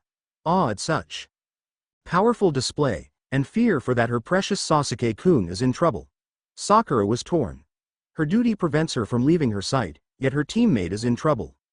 Tazuna noticed the poor girl's turmoil, and gently pushed Sakura toward the ice prison. "Got ahead, help your friend," he smiled understandingly. Sakura hesitated, but, "I'll be fine," he ensured. Nodding her gratitude, Sakura grabbed out her holster and threw it directly at the mirror which Haku resided in. From the corner of his eyes, Haku saw the incoming attack, and glided out of his mirror to grab the weapon. Without another beat in time, Haku once again retrieved back into the safety of his mirrors. Sakura let out a gasp of terror. It seems like nothing would work as long as Haku have his mirrors up. Inside, Sasuke panted heavily. No matter how fast he attacks, Haku is always faster, dodging and gliding from one mirror to another, all the while raining down needles. Nothing would break the mirror either, and an outside attack was also useless as Sakura had demonstrated. Sasuke don't know how much longer can he dodge. Offensive was clearly not working, and defensive would only get him nowhere. Sasuke was in a dilemma. Kakashi hissed in frustration as he blocked Zabuza's latest attack. With each moment he is fighting Zabuza, his student is losing in those ice-encased mirrors. "It seems like this will be the end of your students," Zabuza taunted. Truth to be told, Zabuza was unsure at first about letting Haku fight alone. But now, Zabuza is happy. He is happy that Haku is doing so well and that he himself can fight such a strong opponent. And more so, Zabuza is happy that the blonde kid wasn't there. He wasn't sure why he felt so uneasy around the kid, but from the last encounter with the kid, he was certain that the blonde was trouble. Jumping away from the swing of the sword, Kakashi stated firmly, "Despite the building anxiety, don't underestimate my students.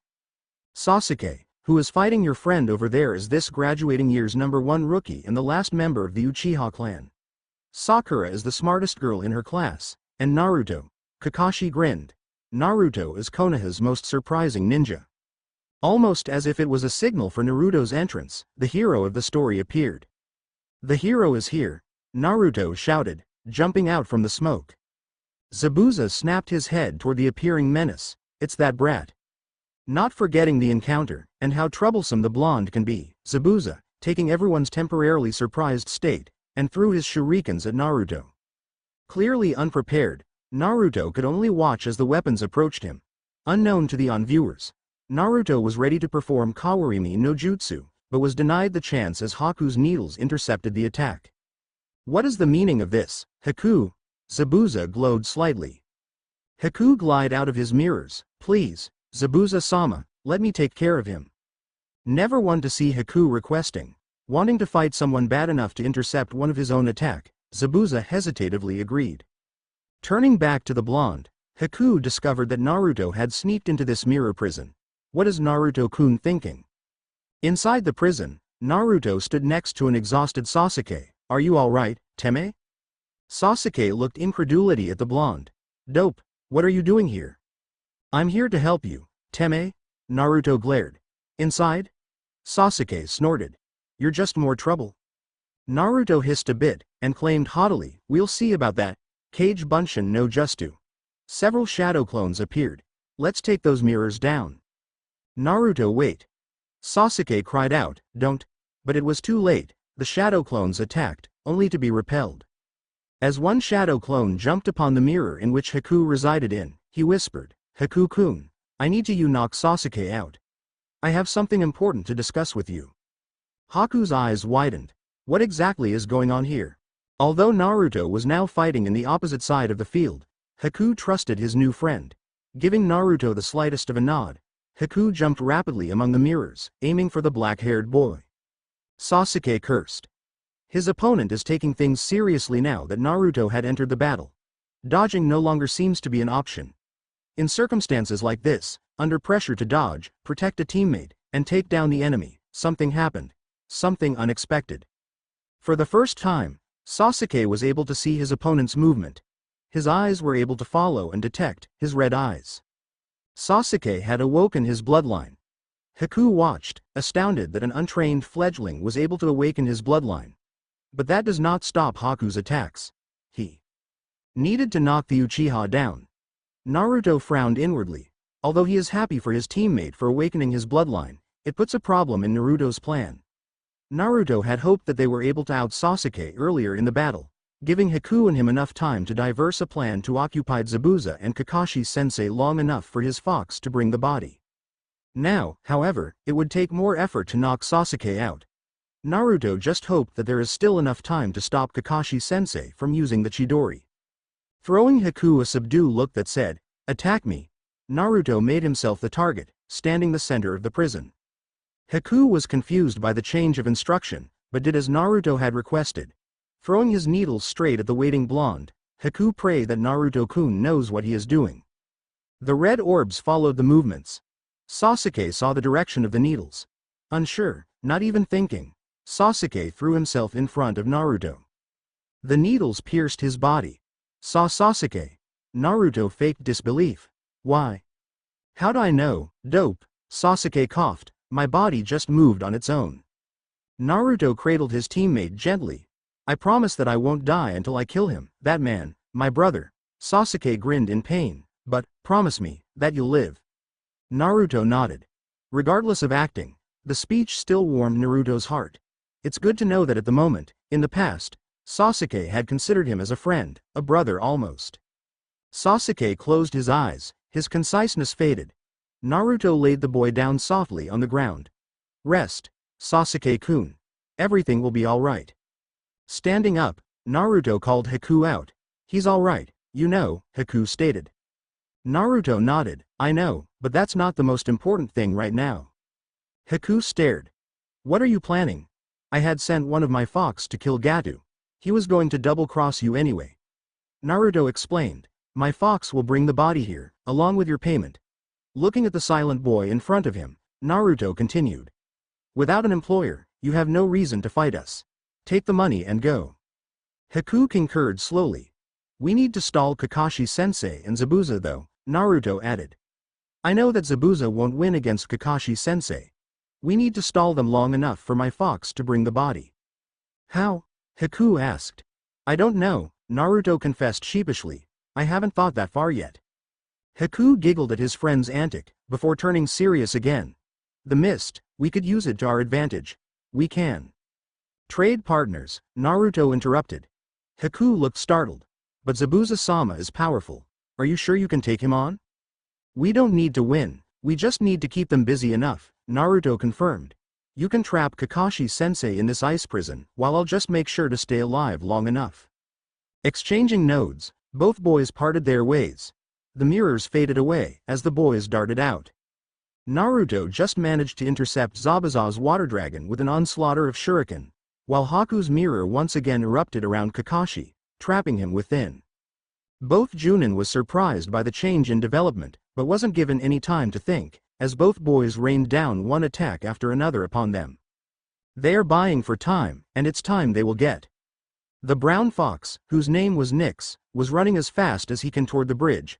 But, man was this Gato heavy, and the big pouch of money was heavy as it is. Killing the fatty was easy, however, it was the mob that is now chasing after him hard to loose. It wasn't his fault that the fatty just had to be in a meeting with the mob when Nyx found him. Nyx was ordered to kill the fatty, and a quick bite at the neck the fatty was dead. How was Nyx supposed to know that the mob would get angry? But Nyx isn't worried. Just as soon as he get to Naruto-sama, he can go back to sleep in his warm den, away from the stupid, angry mob. Thus, the poor fox panted heavily as he continued to run toward the bridge, just a little bit more now. Nyx arrived just on time, as Kakashi broke free of the ice prison by using Chidori. Naruto, who had been holding just fine, allowed himself to be thrown across the bridge by Zabuza. Nyx! Naruto shouted in glee. The fox yapped, and throttled up to the blonde. Dumping the body and the pouch at Naruto's feet, Nyx whimpered a bit, head pointed toward the approaching mob. Naruto nodded at the fox, and thanked it for its hard work. I'll handle it from now, he told Nyx, and relieved the fox of its duty. Said the fox was more than happy to leave, and poof, Nyx was gone. Kakashi, Zabuza, and Haku stared at Naruto, stunned. none of them knows how to take this turn of event. It was, surprisingly, Zabuza first to speak. Kakashi, he informed, it seems like I no longer have a reason to fight you. Kakashi nodded dumbly, alarmed at Naruto's interaction with the fox. Enraptured in their state of astonishment, Kakashi, Zabuza, and Haku failed to notice the mob. Although Naruto was aware, it still did not prepare the Kyuubi container for the many flying sharp thingies. To name all the types of weapon would take a while. Dodging and knocking many away, Naruto was still unable to get away unscratched. A flying blade sailed toward the occupied Zabuza, caused one loyal Haku to jump into the way. The blade hit Haku near the heart. The atmosphere of the air suddenly dropped several degrees. An intense bloodlust washed over the mob. Zabuza, the demon of the mist, clenched tightly at his tool. Knowing full well that Zabuza could take down the whole mob, but worried that he would be consumed by his emotions, Naruto immediately performed the Kage Bunshin. Kakashi picked up Naruto's train of thought and contributed his own Kage Bunshin. The mob of samurais and mercenaries faltered a bit at the sight of the clones, but stood their grounds. Standing near the angry demon of the mist, Naruto hissed lowly, only to let Zabuza to hear, I'll take care of this, but right now, Haku-kun needs you the most. Stop his bleeding. Zabuza didn't argue, but did as Naruto had instructed and began to bandage the wound, hoping to stop the bleeding. No matter what Zabuza had told Haku about him being only a tool, Zabuza had truly cared for the child. Do you really want to take us on? Naruto shouted to the mob. Yeah, do you? A proud voice echoed behind Naruto. Everyone turned. There it was. Inari in the town, all were armed. A bow from Inari struck the ground. It was all it took to break down the mob's determination. The mob disbanded, each and every one of them, ran in fear for their lives. Cowards, all of them. Naruto smirked, you know, I'm surprised a little brat like you can raise an army, he teased. Inari stuck his tongue out as the whole town cheered. It was a great day in the Wave Country's history, for it was the day that Gato was killed, never to terrorize the people again. It was the day in which the Great Bridge was finished, promising a new start for the Wave citizens. It was a day of great achievement. Naruto grinned. In the end, everything did turn out just fine. Sasuke recovered nicely, as he was never in real danger anyway, although the brooding Uchiha was slightly angry and disappointed to miss out on conclusion of the battle.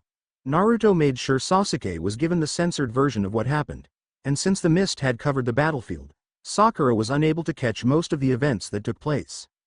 Haku recovered without much of a problem, and Zabuza and Haku had once again left in hiding form the hunters. But with the money that they had received from their late employer, Naruto had no doubt that those two would be fine. More so, in order to keep contact with his friend, Naruto had given a small white fox kid to Haku. There is now a way that Naruto is going to lose his new friend over long-distance traveling, especially since he had lost him the last time. The mission was overall a success, in more than one way. Depart the wave, and the great Naruto bridge, Team 7 was contempt. Naruto, that reminds me, Kakashi asked, how did you get a fox summoned? Kakashi closed in as Sakura and Sasuke walked far ahead, unnoticed. Nani? What? What fox summon?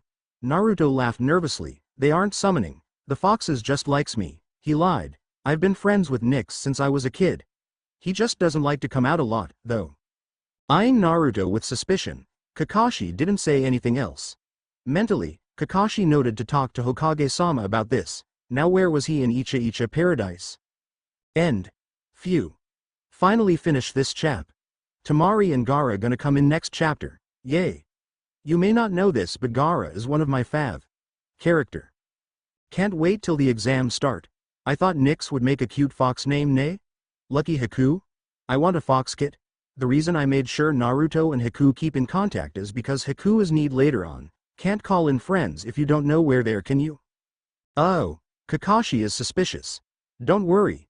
Hopefully a talk with Hokage-sama will help Kakashi be more understanding and pay attention to Naruto a bit more. Sakura didn't have a big role in this chap, but I'll make sure she gets more parts in the next one. We need to train her a bit more for the upcoming Chunin exam. Anyway. Thanks you for reading. Bo's Chapter 8. I'm back. I had finally gotten off my lazy ass and did some work. Yay. I'm happy that everyone likes Nyx. As for actually wanting a fox, I think I'll pass. I never knew that taking care of one would be so much work. I know it'll be work, but never thought it would be that much. Thanks for the heads up, my dear animal caretaker. I'm very grateful that you informed me that. I know Sakura doesn't get a big role, but it's a fact that she doesn't really show up that much in the anime. They're just too focused on Naruto and Sasuke. But I'm gonna try to give Sakura a more active part. I think she's pretty cool if she would just stop being such fangirl. I'm trying to make her a bit more mature, but I'm not sure how to go about it just yet. As for blood contract, don't worry, like I state in Chap 7, there isn't a contract between foxes.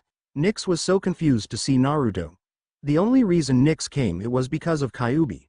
He's like the ruler of all foxes, so whenever Naruto wanted, or needed Nyx, and other foxes, Kyuubi would lend Naruto his special chakra to get them, kinda like a silent dog whistle, laughs. Naruto will get the Toad contract. As for Ero-sensei, well, I'm sure Naruto's sexy justice would take care of him, perverts, enough said. Ero-sensei is smart, but he often let his perverted activities distracts him. He'll keep an eye out for Naru-chan, but not much. P.S. Voting already ended. Please, don't vote anymore. I know not everyone will be happy with the pairing, but it's been decided. Anyway, like I said, it's not going to be love. I'm more focused on the development of the plot and action. However, there will be indications, and later on, way later on, there will be more romance, not really big with sugar here. The actually crystal yes, romance no. Chapter 8. There is no denying that something about Naruto had changed. Ever since weeks ago, the orange blinding blonde had seemed different, more aware, intelligent, and dangerous. Kakashi no longer can ignore the signs, especially after the battle in the Wave Country. Something is different about Naruto, strange and suspicious. Kakashi walked toward the Hokage Tower absent-mindedly. Even with his orange book in hand, he could not help but let his mind sway. Images of the previous mission kept flashing through Kakashi's head. He was sure that he had saw Naruto's eyes turned red. Kakashi was also sure that he had felt the fox's chakra. But still, even with these facts, the loud-mouthed blonde did not appear to be under the influence of the fox. Kakashi sighed into his book. Could Naruto be acting? Could it be that the fox really did take over? No, stop. Kakashi ordered his mind. Don't think of such thing. The fourth seal is not faulted. Kakashi could not bring himself to discredit and question his sensei's capability. Still, the doubts lingered. Entering the tower, Kakashi prayed that everything would be okay, hoping that perhaps Hokage-sama have an answer, or to the very least assurance that Naruto is not affected by the fox. Hokage-sama, the copy eye ninja greeted. Kakashi, the third nodded in greetings. You look troubled. Ah, Kakashi acknowledged. I don't know if it's something to worry about or not, but it's about Naruto. Hokage raised a brow. Oh, what about him? Worry flickered slightly across Kakashi's eyes before straightening his back. Well, Hokage-sama, during the Wave mission, I felt the fox, and Naruto. His skills was impressive compared to his academy reports. Is there something I should worry about? Something I should know about Naruto? Fingering his white beard, the third looked as if he was in deep thoughts, taking all that Kakashi had said into consideration. Several of moments of silence passed, as Kakashi fidgeting nervously. Does that mean there is something wrong with the seal? Kakashi prays not. Finally, Hokage stood up from his chair and regarded Kakashi seriously. I believe that there is something you needed to know. Kakashi leaned forward with interest. Naruto, Hokage-sama stared. He knows about Kyuubi. He what? Kakashi couldn't stop himself from shouting. What do you mean he knows about the fox? Hokage sighed. He had anticipated Kakashi's reaction. He knows, Kakashi. Remember the stolen scroll incident? The third asked the copy-eye ninja before the silver-haired man could even demean. How? Hi. Kakashi nodded. A small flicker of confusion flashed across his hidden face. But what does that have to do with Naruto? Mizuki had told Naruto that night, about the fox, Hokage stated sadly. I am afraid that Naruto had took the news quite hard and wanted to improve himself, a motivation to become stronger, better, and well, prove everyone that he is not a demon. Kakashi nodded at every word his leader had told him, so it wasn't because of the seal, Naruto just wanted to prove himself. Satisfied with the answer, Kakashi gave his report on the B-ranked mission, and walked out of the tower. His doubts washed away, and his heavy heart lightened. Sakura by all means wanted Sasuke as her boyfriend. Sure, she was just 12 at age, What does she knows about love? But that doesn't discourage her at all. She likes Sasuke, a crush at best, and so what if Sasuke barely even notice her? It makes no difference. She is a girl who knows what she wants, and what she wants is Sasuke. However, that was before the mission. All of these daytime fantasies seem so unrealistic now. So far away, something that she can't not see happening. Sasuke sweeping off her feet like a knight in shining armor. It all had seemed so, well, pathetic. Sakura didn't know what had brought this new perspective on. Was it due to the acknowledgement that Naruto was someone else besides an annoyance? After all, annoying people are stupid, and from the speech Naruto had gave to Sasuke, he was far from it. Was it due to the extra, special training Sakura had undergone as a reward for finishing her exercise first? Was it due to the realization that she was a ninja and as a ninja she could kick ass? Perhaps, perhaps not.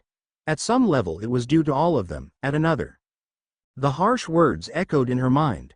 Flashback, Sakura Pav. Kakashi Sensei stood under a giant tree with an air of eerie silence. I never had seen Sensei so serious before. I had always thought that he was a pervert, seeing as how he always read that book of his. However, now he just stood there. I have to admit, I'm nervous. I was so used to yelling at him and telling him that he is late and whatnot that I find myself shook from seeing him so calm. Shaking aside my anxiety, I approached Sensei. Are we going to start, Sensei? I asked. My question echoed loudly into the forest. For the first time, I wonder if I am really a loud person. I had always considered myself soft-spoken, but from that echo. Kakashi Sensei turned towards me for the first time since I had followed him off for the special training. Sensei? I asked again when he didn't say a thing.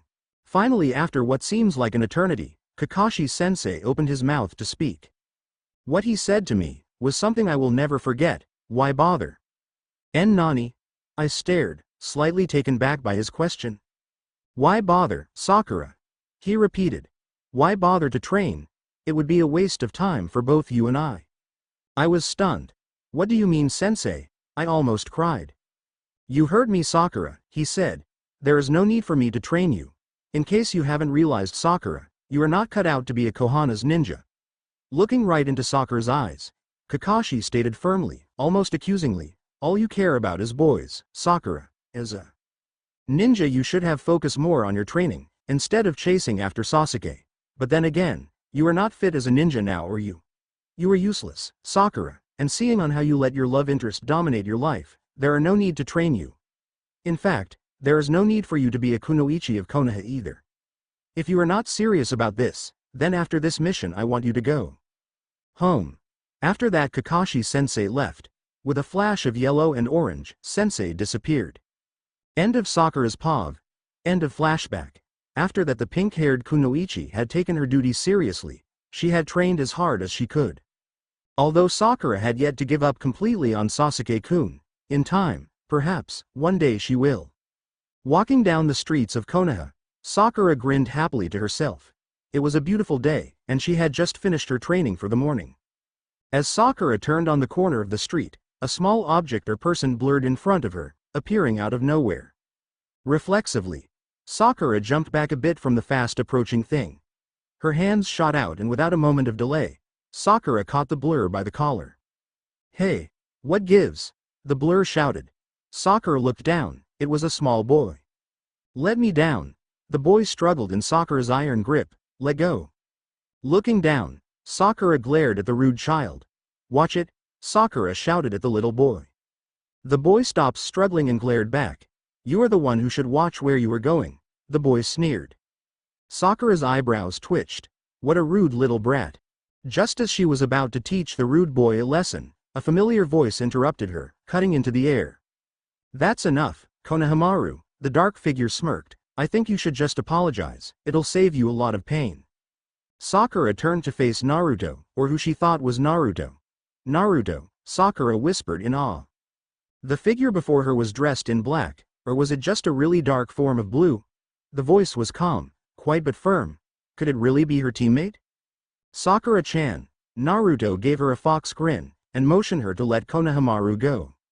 Wordlessly, still in shock, Sakura let the grandson of Hokage-sama go.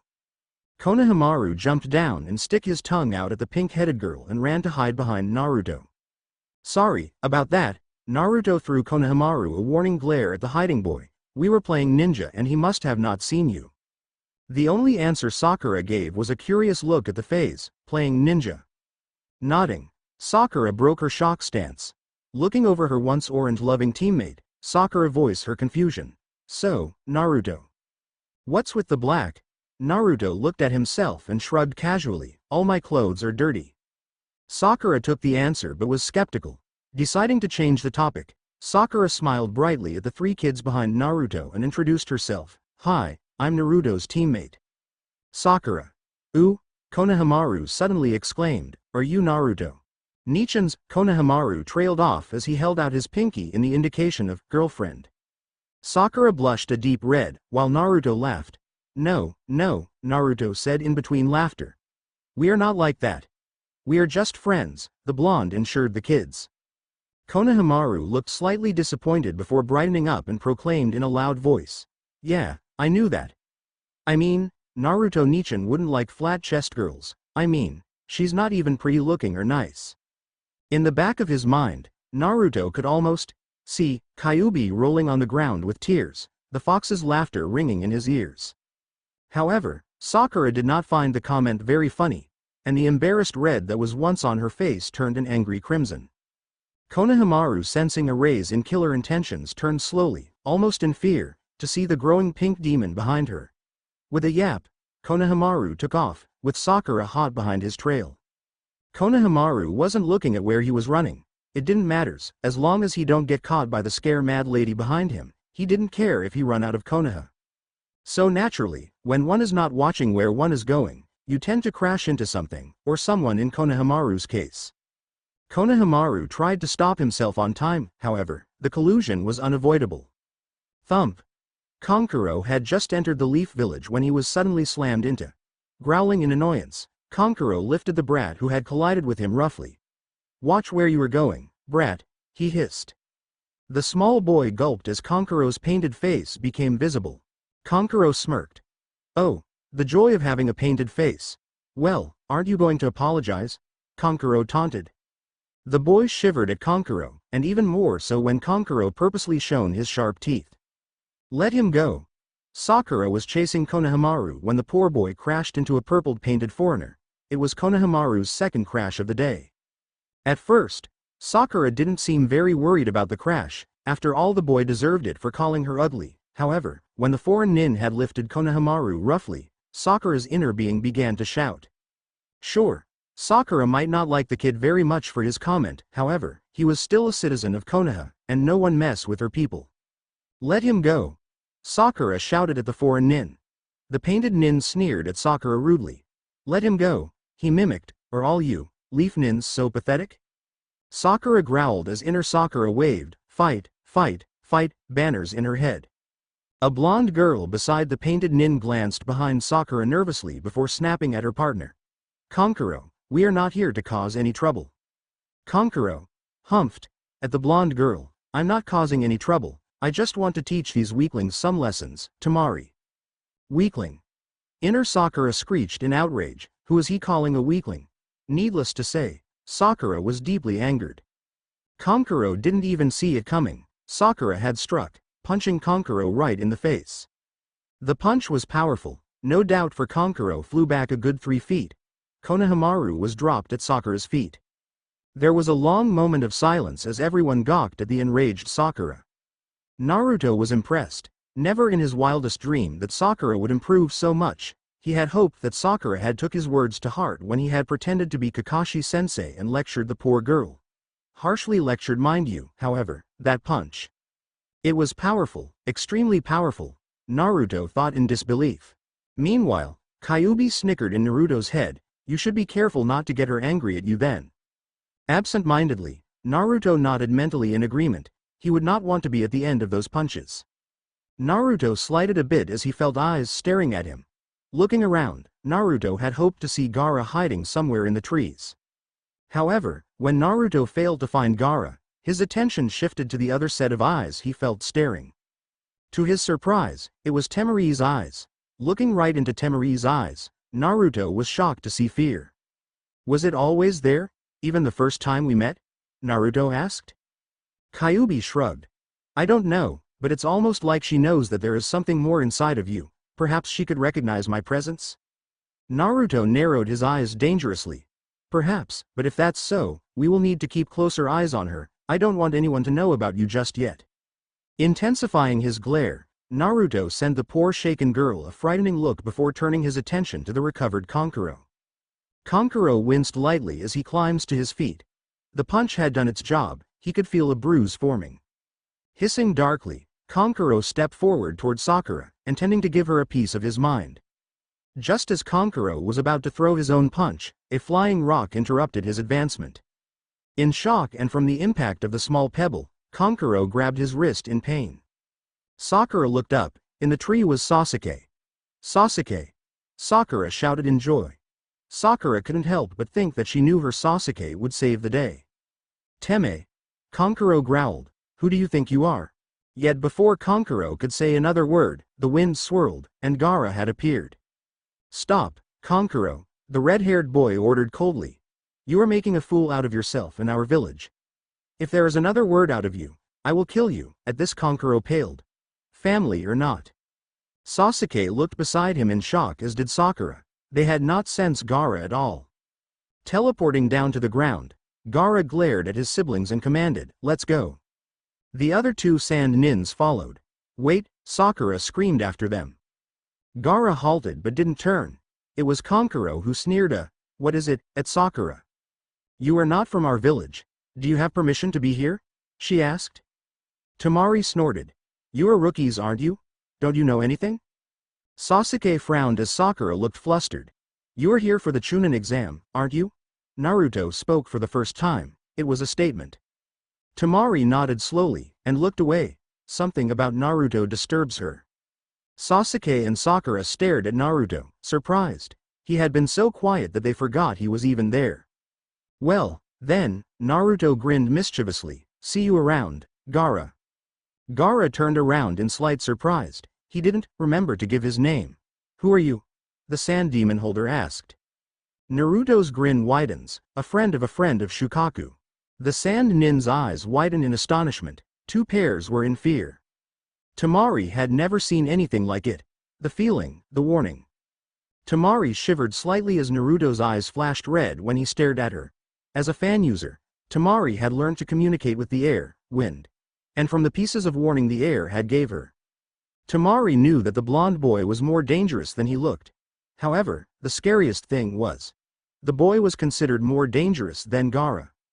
Temari could not help herself as she let some of her fear reflect in her eyes. However, now after that sentence, Temari's fear was confirmed.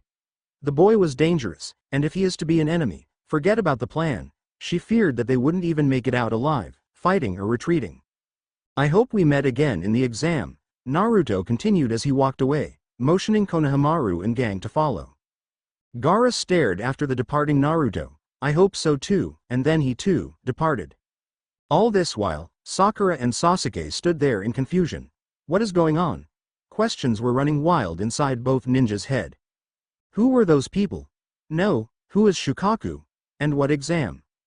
Unknown to them, the real fun was just about to begin, and they too were just nominated by their sensei for the exam. TBC, I bet you didn't expect Sakura to kick Kankuro's ass, did you? Lol. For all of you Temari, Naruto lovers, I know there isn't much of that in this chapter, but like I said when the poll first began, I wanted it to be gradual, not bam, bam, bam, and they are. Together. At least now I made a reason for Naruto to take interest in Temari. Anyway, someone asked about if there are any changes in the exam. I would have to say, not really. Although Naruto's seating arrangement would be different. I'm not sure if I should made Naruto answer all the question correctly or not, but we'll see. As for if Sasuke is going to be bitten by the Oro, I'm still debating over it. On one hand, if he isn't, there won't be any more Sasuke running away. But on the other hand, there won't be much conflict. So yeah, I'm not sure yet. Yes, I know I'm slow and don't write long chapters, but I'm really busy. Anyway, I'm getting to the exam really soon, so please be patient with me. Thank you. Chapter 9. I'm sorry. Don't kill me, Bose. I know, it had been almost over 3 months before I updated, but it was so hectic for me. I was so busy that I couldn't find the time.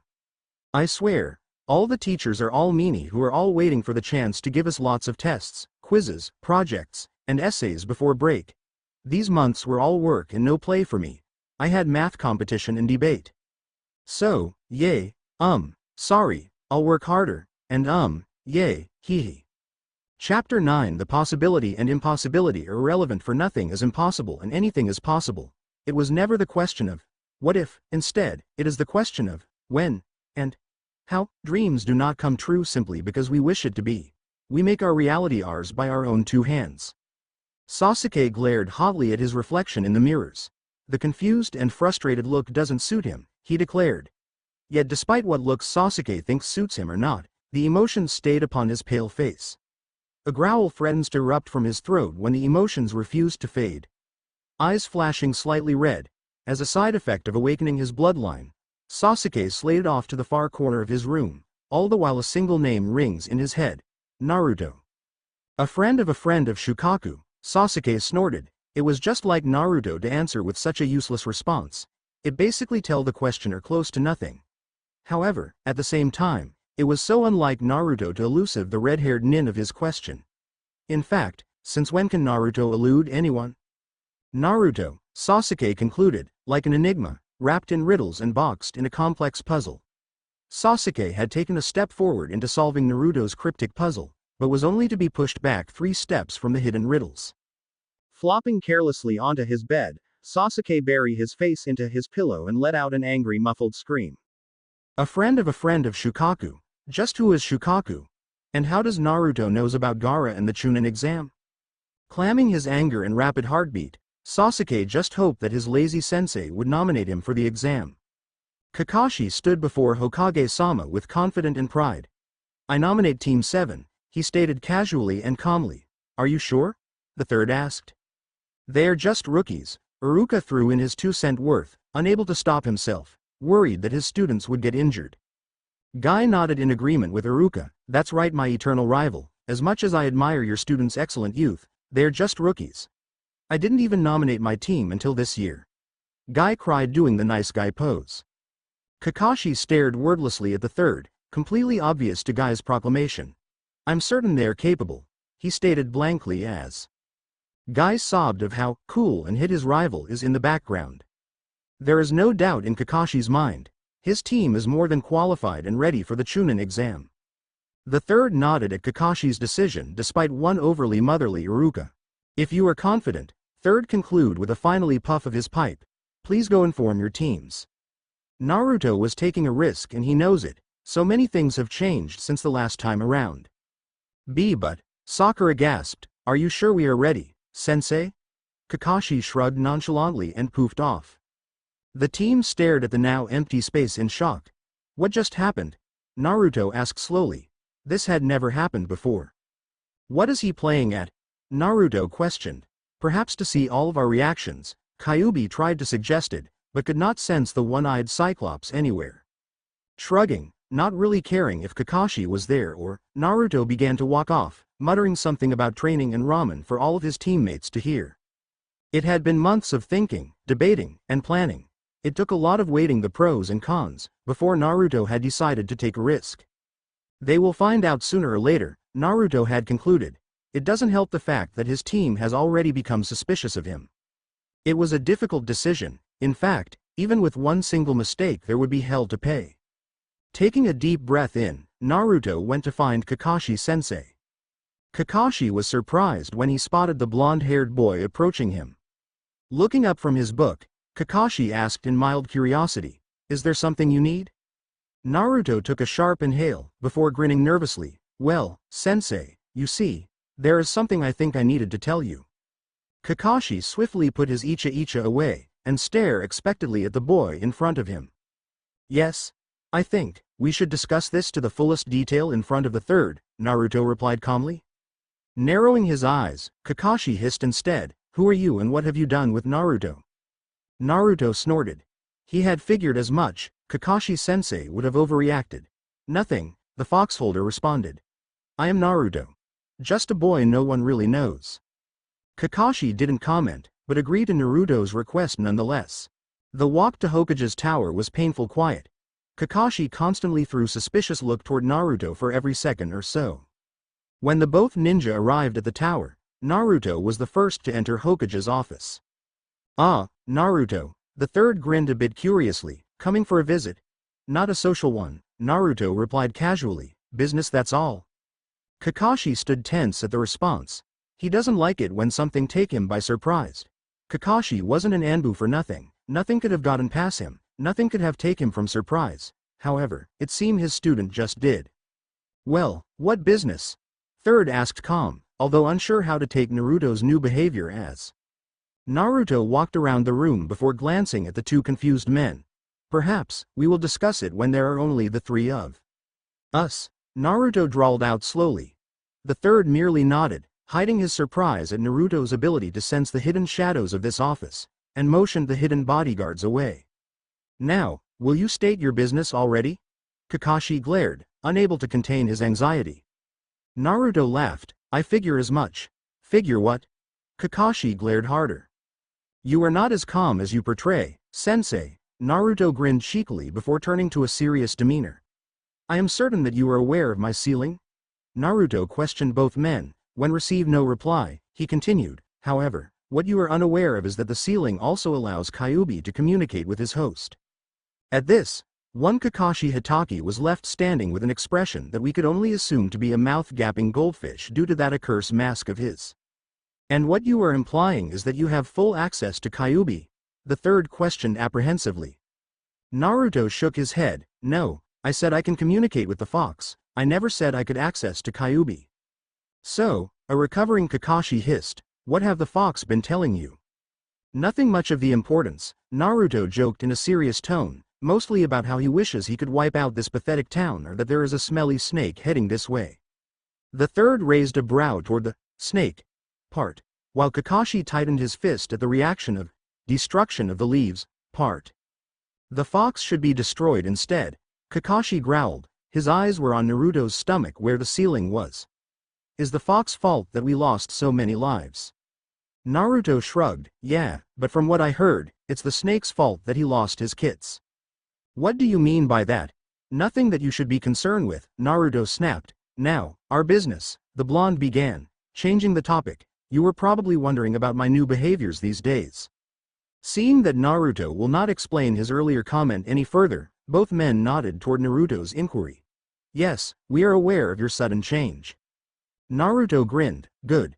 Now, as I was saying, I am able to communicate with Kyuubi. From what the fox and I had gathered, we are beginning to fuse as one."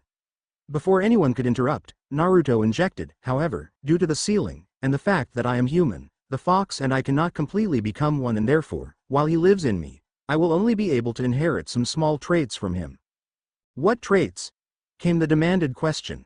"Heighten in senses, more instinctive fighting style, higher ability to perform Judas and the fox elemental attacks, and of course a more higher level of intelligence," Naruto answered. In the back of Naruto's mind, Kyuubi was rolling with laughter. "Where do you come up with these lies, kid? They're not completely lies, Kyuubi. After all, I do look more foxish when your power was poured out to me. My sense was heightened because of you, and you are going to teach me all those elemental attacks that you promised 2 weeks back." Right, not lies, just a twisted form of truth." Meanwhile, the world outside Naruto's mind was in shock and slight fear. "I see," Hokage chose his words carefully. "So, Naruto, what are you going to do about this village?" Naruto blinked twice before he caught on the meaning. "Nothing. I don't intend to do anything to it. I will remain in this village and protect it as I have promised in the past, and in time, perhaps I will travel the counties." The third nodded and smiled brightly at Naruto's response. "Well then, is that all you have to tell us?" Naruto nodded. "Yes, I hope that by telling you this, you will come to understand why I am behaving so. My mature in intelligence is rather sudden, but I want to ensure that I am still me, and that there is no need to fear me. I will try to keep my development a secret." The third puffed his pipe uneasily. "That might be a good idea, and however do you think we could speak to Kyuubi?" "You seek confirmation?" Naruto smirked. "Well, then, I would get him to speak to you directly, however that would send the village in chaos if his charka is felt, it would be a problem, wouldn't it?" We don't know if you are not just under the influence of Kyuubi, Kakashi argued. Perhaps, the blonde mused, but question this. If that is true, what's stopping me from destroying this village? The two adults fall in silence, and Naruto took the opportunity to depart. By the way, Oji-san, Naruto shouted to the silent Hokage, the fox just want to inform you that there are some snakes in our village. It wouldn't do if the big snake crosses paths with him. Furball here still have some bones to pick with the Teme. No, it wouldn't do at all. Kyuubi let out a devious smirk, I'll shredding that snake and make him my meal. Kakashi Hatake doesn't know how to handle his current position. In fact, he was completely at lost. Was the boy lying? Under the influence of the fox? Naruto had admitted to communicating with the beast. The demon could have manipulated the boy. Nevertheless, Naruto's question was correct. If he was truly under the influence of the fox, why haven't Naruto destroyed the village yet? The Hokage seemed to trust Naruto implicitly, and instead, as of now, the third looked even thoughtful at the situation, and not a bit of worry. Are you sure it's a good idea to let him leave like this? Especially now that he can communicate with the fox? Kakashi asked, worried. I think Naruto can be trusted, despite that he can talk to Kyuubi. Now, it doesn't change who Naruto is. Third smiled wistfully. Naruto is a good child who is seeking the attention and affection that he is not given of. Perhaps by communicating with Kyuubi, Naruto won't be so lonely anymore, and is maturing because of this. Putting down the pipe, the third looked directly at Kakashi. However, there is something that Naruto said concerns me. What is it? He mentioned a snake, and as you know, only two persons could have summoned snakes. You don't think he meant, how does he even know about, but why would Kyuubi have anything to do with this? Kakashi slurred. The third sighed and looked out the window. I'm not sure myself. I could only guess that whatever the reason Kyuubi attacked our village, my old student have something to do with it. Sasuke was heading toward his favorite training ground when he was spotted by one pink-haired girl. For reasons unformatted to Sasuke, it seemed that even being the #1 rookie of his year, he just seemed unable to escape the clutches of one obsessed fangirl. Let go of me, Sasuke growled at the clinging girl beside him.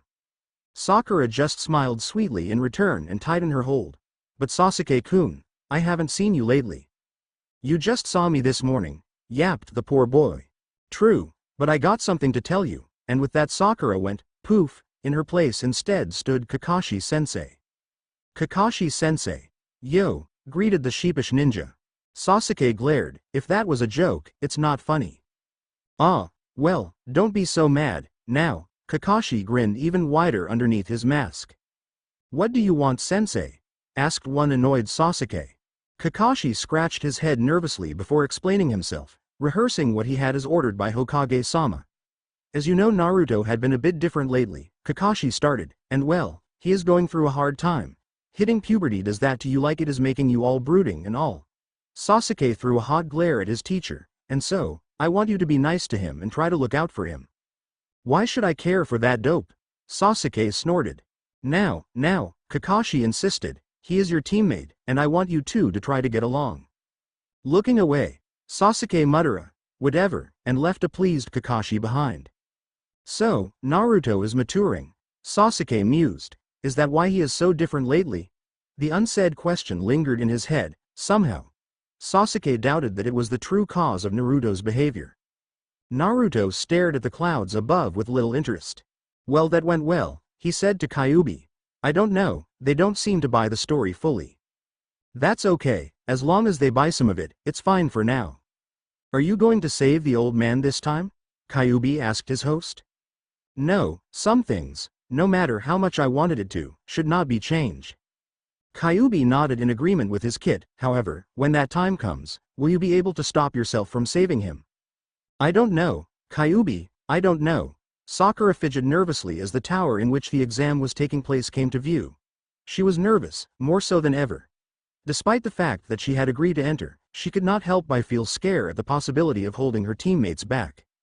Keeping a brave face, Sakura approached her teammates. It'll be fine, Sakura. Naruto smiled gently at her. It's not like they will try to weed out the weakest as we enter the building. Sakura gave him a half-feeble grin, not voicing that his words only drag her spirit down even more. Sasuke sighed at Naruto's tactlessness and decided to give his pink teammate his 2 cents worth. It'll be fine, just keep a cool head. Surprised by Sasuke's encouragement and sudden kindness, Sakura beamed, thank you. Inside, inner Sakura grinned, now that I think about it, Sasuke-kun have been acting a bit weird too lately, must be a guy thing then.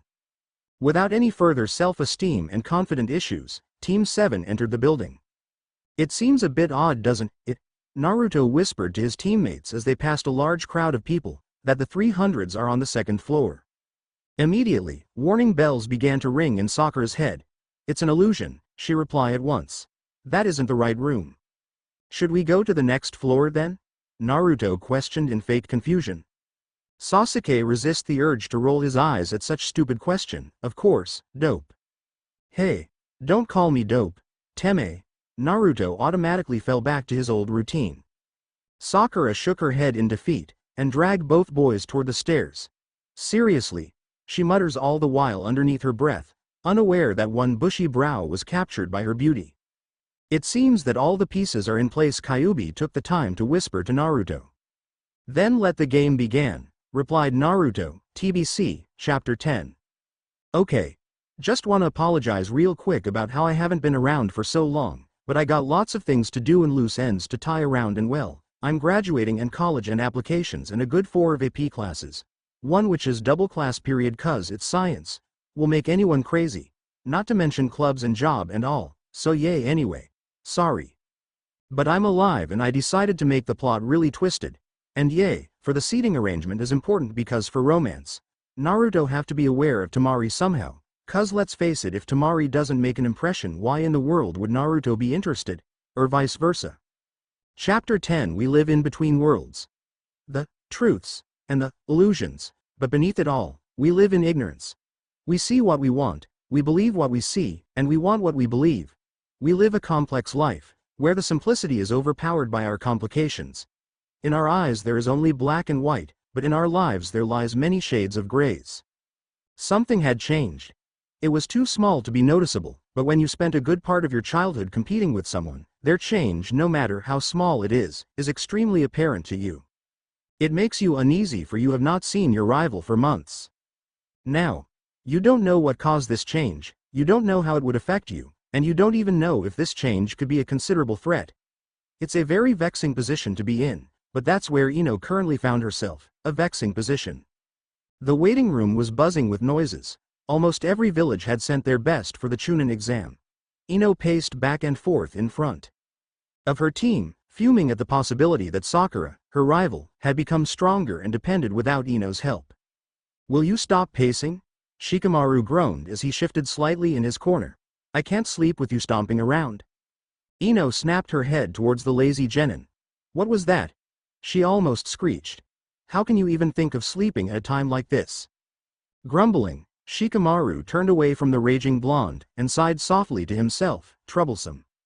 Naruto fidgeted every so often as his team approaches the closed doors. He wasn't entirely prepared to face Kabuto yet. Naruto understood that the traitor was to be avoided and that the med nin was on par with Kakashi. However, Naruto just couldn't see any alternative options of not meeting the sliver-haired nin at all. It was nearly impossible to avoid him completely, and those wretched info card of his. It would be a problem to his plans. Glancing at his teammates before him, Naruto was suddenly overcome with doubt. Was it a good idea to even attend this exam? Was he making a big mistake by coming here just to let the bastard snake to mark Sasuke again? Naruto was no fool. He knew that he doesn't stand a chance against a Sennin. Still, have he not warned the Hokage? But is it enough? Came the question, whispered by his doubts. Is it enough? It has to be, Naruto reasoned with himself. If it isn't, nothing is. Don't worry, kid. Kyuubi smoothed the nervous child. I'll be here, and nothing can stand in the way of my tales. We will win. The blonde hissed in his mind, we have to win. But even determination could not smooth his doubts, not when he had experienced the aftermath the first time around. Sakura walked nervously among her teammates in tremble. No matter how many times or how loudly her inner self had shout words of encouragement to her, she just can't help but feel small compared to her two friends. Busy with pitying herself and admiring Sasuke, Sakura failed to notice the troubled look on Naruto's face. Time was running out. Kyuubi stared at the seal that attached itself to his bared doors. Already he could feel the power weakening, the power that always had been with him since the day of his seal. Fear poured into Kyuubi's heart. It's happening, the end and the beginning, Ouroboros. Time stops for no one. The movement of time is like a stream, constantly moving forward. From upstream to downstream, merging into rivers before entering the big ocean waves. Yet phenomenon of backward streams is not unheard of. In the far west, Mississippi of United States, such streams exist, or at least a piece of it. It was said that in 1812 an enormous volcano eruption had caused the mighty Mississippi River briefly to flow backward, carrying the water upstream for many miles.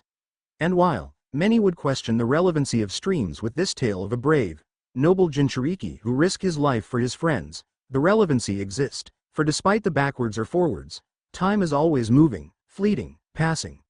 So thus, when the unnatural phenomenon, the Pandora's box that Kyuubi no Yoko had opened, the shifting time pulled at the Buji's heart, sending a feeling of unsettle. Time is like a stream, and mixed with the forwarding waters, Naruto is a piece of the backward Mississippi River. Parallel worlds, alternative universe, merging timeline, none of these are possible or proven possible by the most rational and logical minds. The ideas were unthinkable and unlikely because time is always in a movement. The logic reasoning behind the impossibilities were too mechanical to explain, but even simple minds like Naruto had and will surely if slowly become aware of the unnatural situation that he and Kyuubi had created. At first, the implications were small, easy to ignore, but as the changes became swifter, rapid, and painful, the indications became more profound with each passing days. It is sudden and quick. Like a spark of electricity that flashes from the metal doorknob to your fingertip. The feeling was intense, like the waves in the ocean during a bad storm. The crashes and splashes, one after another, reeling you back further out into sea and deep down under into the water. Below. Night after night, the transformation plagued Naruto's body and soul. The burning pain, the tearing of flesh, the rushing blood, and finally the feeling of his bones breaking and then mend by unexplained powers that is not of Kyuubi's. A strange blinding white mist reinforcing the changes. By the time of the Chunin exam, Naruto's body had unnoticeably been shattered and put back together, his eyes glowed in a strange hollow blue. The concept in theory was simple, the idea however was devastating. Was it evolution or just a simple natural continuation? We may not know, but the world is spinning out of control now. And Naruto was the only one that can see the rapid change.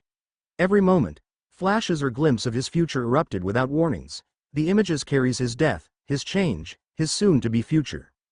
Naruto was the only who was moving according to his own time, against the pacing water around him. Time is like a moving stream. It moves accordingly and never stopping. Actions or crossroads will always occur and depending on which path you chose, you may stray off in a different direction branching and breaking into a different river. But it always merges into the big ocean. Always. So in essence, the outcome, although altered, will always come to the same conclusion. The same big picture of death, destruction, betrayal. But whose death, whose destruction, and whose betrayal? The door never looked so big, so intimidating, so frightful. For many behind the close wooden planes lie greatness, hope, and possibilities. To others, danger, failure, and death. The heart clenched and quickens in beat. Breathe. Naruto gasped softly to himself as Sasuke pushed open the doors. Breathe. The hallways brought forth a nostalgic longing, and while it was still bare and pale as ever, it doesn't matter to Naruto. For him, it was better than in shambles and torn, as it had been after Suna invasion. Breathe. Naruto hissed mentally, harsher and more urgent now as his chest continued to tighten. Breathe. Something is wrong. Something was terribly wrong. Kyuubi continued to shift inside its cage. Already the most powerful demon can see the outcome. It was hard to say, of course, whether or not the fox liked the conclusion. However, the possibilities of the future, or at least the very general future, will without a doubt paint the world in flames. It hurts at some point, knowing that perhaps when or more accurately if Naruto were to ever realize or discover the truth, the boy would be devastated. Naruto had tried so hard to save, but he didn't know as Kyuubi did that some things are not meant to be saved. The testing room was filled with hopefuls. Every village had sent their best, top genin with high performance scores and high mission success rates. All of them have the potentials of advancing, and making a name for themselves, proving that they would still be alive after the exam. Shikamaru snorted quietly as he observed the Chunin candidates. What a pain. Glancing towards the back of the far left corner, he spies a batch of nins, 2 boys and 1 girl wearing a headband of the newly structured otogakure talking among themselves, while tugging at their bandages now and then. Shika. It seems like every team is dominated by males, troublesome. From afar, the sound nins it seems like they were rather absorbed in their conversation, but their wandering eyes towards the entrance told Shikamaru better. Are they waiting for comrades? Not knowing what sound can do, Shikamaru mentally categorized them into potential enemies list. Meanwhile, beside the sound genin stood a group of genin from Iwagakure. Shikamaru didn't even think twice before throwing the grass nin into avoid category. After the Third Great Shinobi War, leaf, stone, and grass had been at each other's throat with a vengeance. In Shikamaru's mind, there is no need to lose your life just to please some bloodthirsty nin who seeks revenge. Not when there would be no political repercussion for such actions during the exam. Meanwhile, Shikamaru made special note towards a single team of Suna genin, which seemed to give off a strong sense of irritation towards many people in the room, thus thickening the already tension-filled air. There is no doubt that the painted-faced Suna genin and the blonde female Suna genin would be difficult to deal with if their paths were to ever cross. Their older age had already put them at an advantage in experience, and while the redhead looked about the same age as Shikamaru and the rest of the rookie 9, the Suna nin's haunting, empty emerald eyes gave Shikamaru more than enough reason to avoid him at all costs. Mental, Suna went into, do not approach, run for your life, category. A sudden flash of light stole Shikamaru's attention away as his eyes landed on a nin with silver hair and glasses. While the nin bore the leaf headband, the lack of immediate recognition from Shikamaru unease. It was unusual for Shikamaru to not recognize or even briefly heard of the glass-wearing nin. The strange genin had silver hair for crying out loud. Surely that alone would give someone the reason for gossip. Not that Shikamaru gossip, mind you, but when you were dragged by your mother to grocery shopping or when your father is always home talking about some event or mission regarding the shinobi world and being extremely forthcoming about shinobi's activities and the Chunin exam competitors, you do tend to hear a lot of interesting things. Information, after all, is important, no matter how trivial or silly it can be. Thus, when observed, the way the silver-haired nin shuffle about around the room conversing with all genin, Shikamaru found it very unusual. Especially when the said nin had first entered room, he was completely alone. Don't teams always come in together? Shikamaru wondered. Either that nin was extremely insignificant to go unnoticed or highly talented to pass undetected. Shika shook his head a bit, before eyeing the suspicious genin into, keep an eye on, group. Suddenly the door swung open. Startled, the room immediately quieted down. Just as Shikamaru was about to see what the commotion was about, Ino, who was busy pacing before let out a loud squeal. Sasuke. Sasuke bit back a groan when an ear-deafening screech greeted him just as he stepped into the room. And while Sasuke was used to the endless screeching from his millions of love-struck fangirls, he was not used to the sudden bear hugs or glumps that was often made, unfortunately, by Ino or Sakura. How are you? Ino gushed as she clings tightly onto his left arm. I just know you would come. Sasuke sighed and tried to ignore the ranting girl beside him. Walking towards the gathering rookie 9, Sasuke gave a small nod of acknowledgement, but otherwise kept quiet. Naruto meanwhile, did nothing but kept silent, adopting a place among Shikamaru and slightly towards the corner of the room. Yo! He grinned towards the lazy nin before slouching down to rest his feet. What's with you? Shikamaru couldn't help be asked, as the normally energetic nin seemed very, well, unenergetic. Naruto shrugged, couldn't sleep last night, was too excited for today, but now I'm just dead tired, he replied gloomy. Naruto left out that the majority of his night was spent on creating plans for the battle to come. Shikamaru nodded sympathetically before he allowed himself to continue to observe the rest of the potential Chunins. Hinata stood beside her teammates in awe and fear. She was in awe that she was nominated for such important event and fear because she felt as if she would bring her team down. The only tint of happiness and hope she in was the fact that her blonde crush was also among the chosen genins. Naruto, to her was like a prince. His determination and refuse to give up had given Hinata great inspiration to become stronger. Yet, despite all the inspiration Naruto had provided, the shy girl couldn't help but still feel weak in resolution to become stronger. Hurting others had never been her strong suit. When Kiba began to approach Naruto for a ritual jesting, Hinata, spying a slump and tired Naruto, intervened without a thought. "KK Kiba-kun." Hinata grabbed the dog boy's sleeves hastily. "PP, please don't bother NN Naruto-kun right now. He seems really tired right now. PP, please let him rest." The dog boy turned toward Hinata in surprise. Although Kiba knew of Hinata's crush, to say he had expected Hinata's reaction was a lie. He never seen Hinata stood up for Naruto period. The girl had been too shy to even say hello. So therefore anything to do with Naruto would result in a red-faced Hinata, who never uttered more than an "oh" or "NN Naruto-kun." So, while Kiba is a rash and bash person, he did however know when to stop and think. And think he did. Hinata, Kiba conclude, was a teammate, a shy and nice and very, very pretty teammate, right? Get back on track. Hinata was a shy person, who never make any request, ever. So, Kiba nodded to his reasoning. It wouldn't hurt to leave Naruto alone this once. Unknowingly, the decision of leaving Naruto alone had altered the passage of time yet once again. Without Kiba and Naruto's loud, and probably almost violent, confirmation, the meeting between the Rookie 9 and Kabuto was intervened. Because this time, Kabuto have no reason to approach the somber group.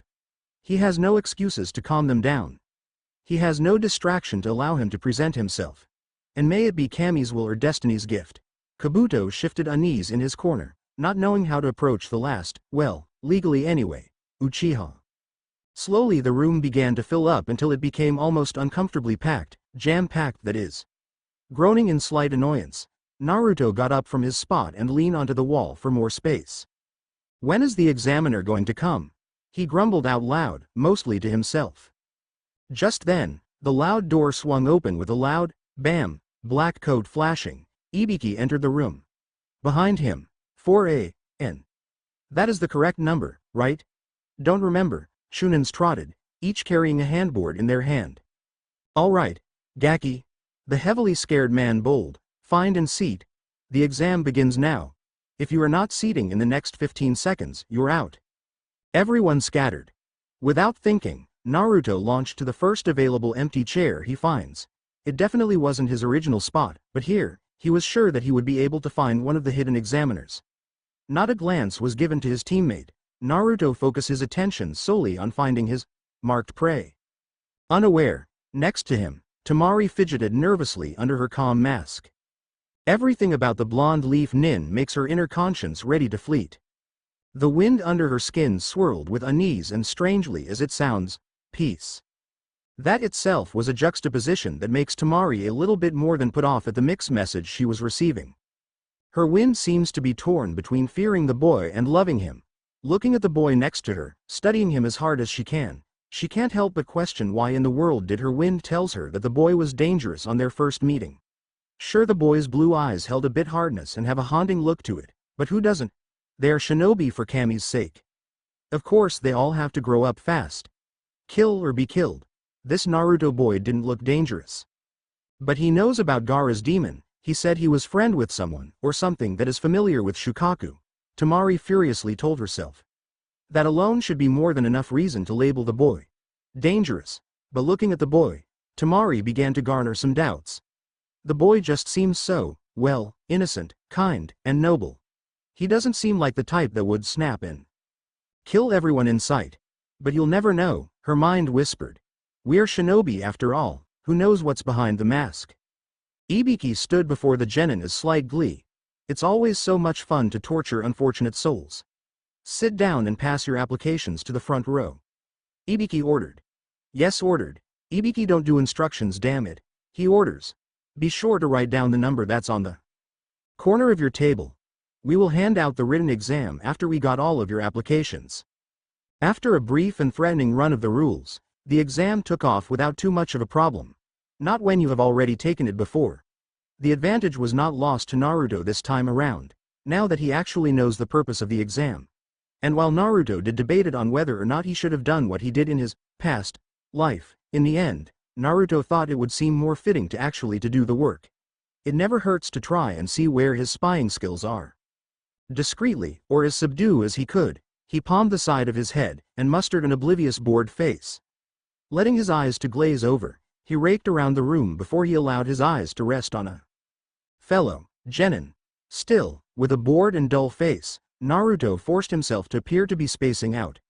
Years of observation had allowed Naruto to be able to memorize and read movements. The position Naruto was in gave a perfect view of the hidden examiner's hand and pencil movement.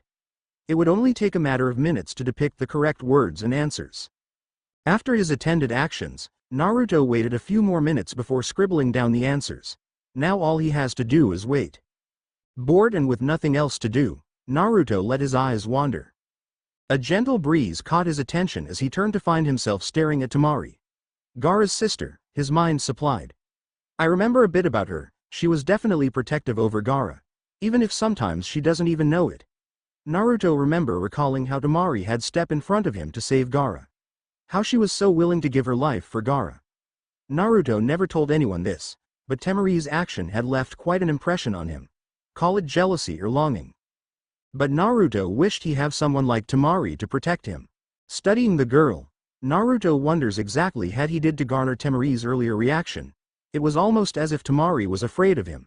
No, he was sure that Temari was afraid of him. But why?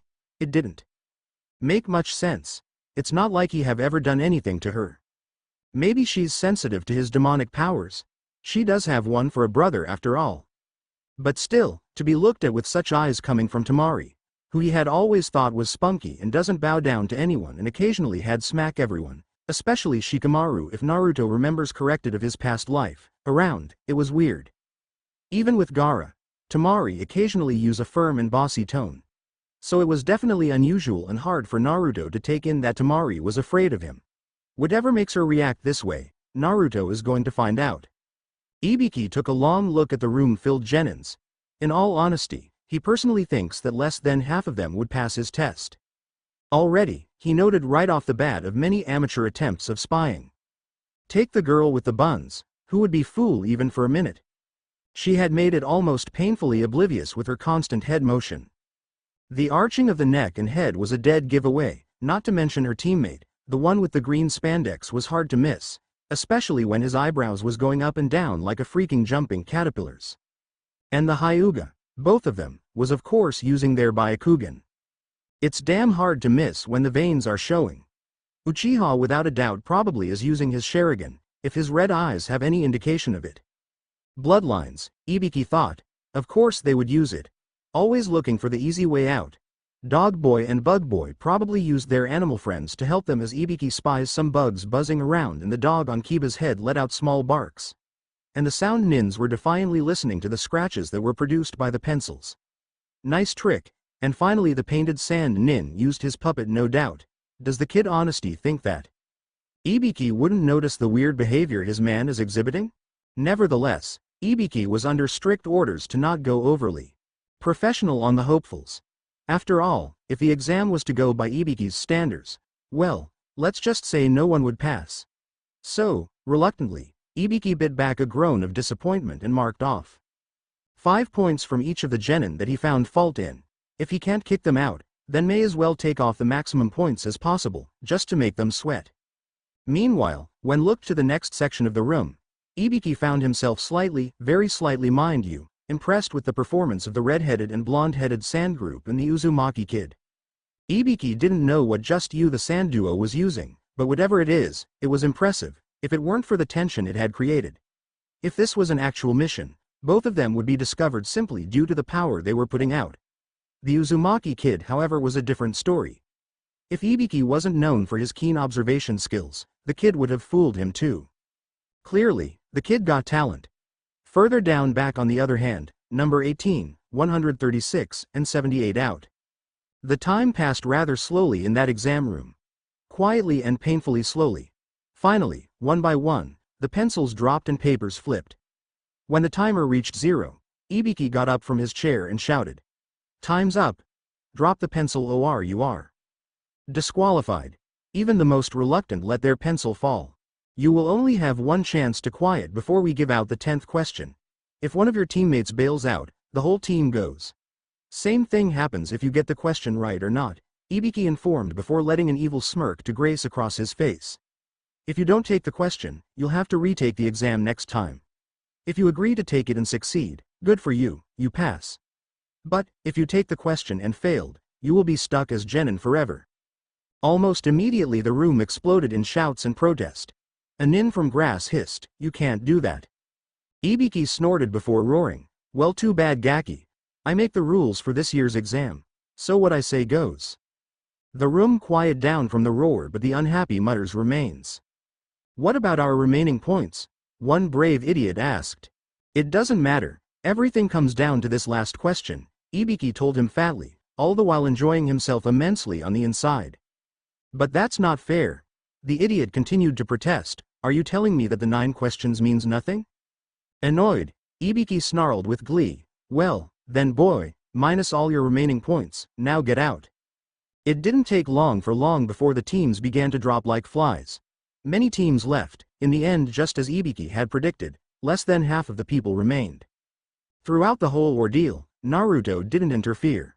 Whether or not he wanted to, it was better to just weed out the competition. The only action he did do, however, was turning around to give both Sakura and Hinata a thumbs up, smoothing their doubts and worries. Naruto haven't forgot how last time Sakura had almost raised her hand because she thought Naruto would fail, or how Hinata's lack of confidence had made her wanting to quit. His encouragement had certainly given them a reason to stay. And since Naruto didn't technically did anything wrong, Ibiki left Naruto alone to his own little world. Finally, when it seemed like no one else was going to give up, Ibiki nodded to his men and leaned forward toward the nervous and tensed crowd. "Now the 10th question is," he begins, "everyone here, passed." "What?" Tamari was the first to shout, "What about the 10th question?" "What about it?" Ibiki challenged. When all he got was stutters for an answer, Ibiki continued on, "Do you know what makes a chunin? What is the line between kiddies and adults? You come here all wanting to be chunins. But what makes a chunin is the ability to take up a mission even when they know that they might not come back alive. By refusing to take the 10th question, you already fail, not ready to become chunin." Removing the cloth that shielded his injuries, Ibiki graced the room with his scared head. "There will be a time when you will get caught by enemies and you will have to make a decision as to whether or not give them important information or be tortured to death. As shinobi, we should all be willing to offer up our life and die. The question is designed to see who will stay and who will leave. If you are unwilling to even take on question just because you are afraid, how will you take up C-ranked, B-ranked, or even A-ranked missions?" The room remained silent, shaken by his speech, but more so by the truth that was in it. "Before you ask me about the other 9 questions, I'll tell you now, they were important," Ibiki went on. "The 9 questions were designed to test your information collecting skills. We don't expect you to do every well since you are still amateurs. But we do kick out of all the poorly conducted idiots. I don't know what you read head," turning his attention to Gaara. "But whatever it is, that intensity would have alerted your prey." Ibiki put his cloth back on and shrugged. "Whatever, you all pass. Your examiner for the next task should arrive shortly." It was and always will be the longest wait of Naruto's life, and he doesn't care what other people may tell him. He had forgotten all about the most painfully slow hour he had to wait for Anko to show up. He swears that girl is almost like Kakashi-sensei when it comes to time. But unlike Kakashi-sensei, who was just addicted to Icha-Icha Paradise, Anko have a strange fascination with dango and blood. How in the world did those two fix together, he'll never know. Probably have to do with eating dango covered in blood. That seems more up Anko's alley. Either way, it was a long wait for Anko. The tension that had covered the room earlier had been lifted, and if Naruto didn't know better, he would have to say that Ibiki was getting a bit more than annoyed. In fact, Ibiki seemed rather fidget ever since the first half hour that had passed when no one showed up. That's like the 20th time Ibiki had glanced at his watch, Naruto noted. Yup, and Ibiki's left eye definitely twitched too.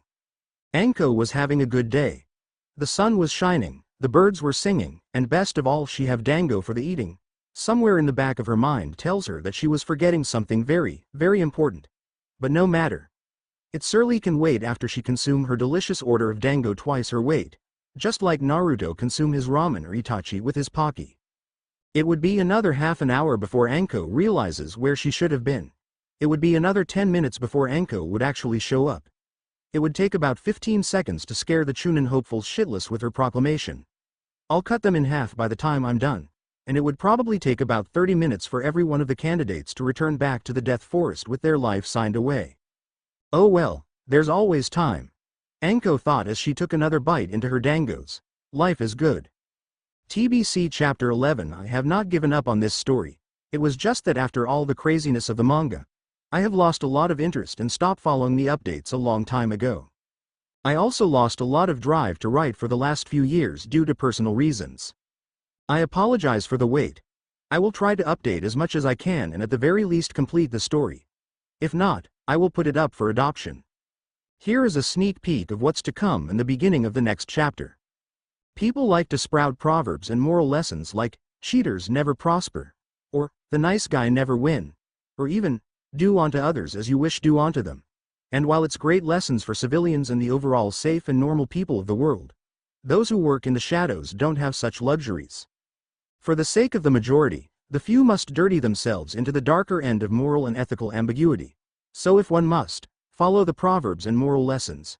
Heed this one, don't judge. The second part of the exam began rather abruptly. There were hardly any warnings, just a lot of shouting and glass shattering. The front window was totally trashed. Anko stood proudly against the totaled window, lazily munching on the last of her dangos. Her face sports a bored expression as she leaned leisurely against the side. Yo, she greeted Ibiki without any sort of apology for being both late and for crashing through the window. So, where's the brats? She asked instead, as if she didn't expect to see any passing genin at all. You're late. Ibiki raised a brow at the Junin before pointed in the remaining genin's direction. Slowly, Anko turned around towards the room. Her bored eyes widened in slight shock. WTH? Anko shouted. There are at least 13 teams left. What have you been doing, Ibiki? You lost your touch or something? And indeed inside that testing room, 13 teams left standing. Among them were all of the Rookie 9 and Kabuto's team, one more Leaf team, Gaara's Sand team, a Grass team, a Sound team, 2 Rain team, and 3 Stone teams. Ibiki shrugged. There's a lot of potentials this year, he pointed out, ignoring the glares Anko sent towards the heavily scared Junin. Well, her eyes glinted maliciously, licking a kunai for extra effect. When I'm done, I'll cut the numbers in half. The room shivered at the proclamation and the tension that had once been lifted at the end of question 10 came back full force. The Forest of Death, while does not look too ominous, is filled with the gentle and quiet wildlife of Konoha.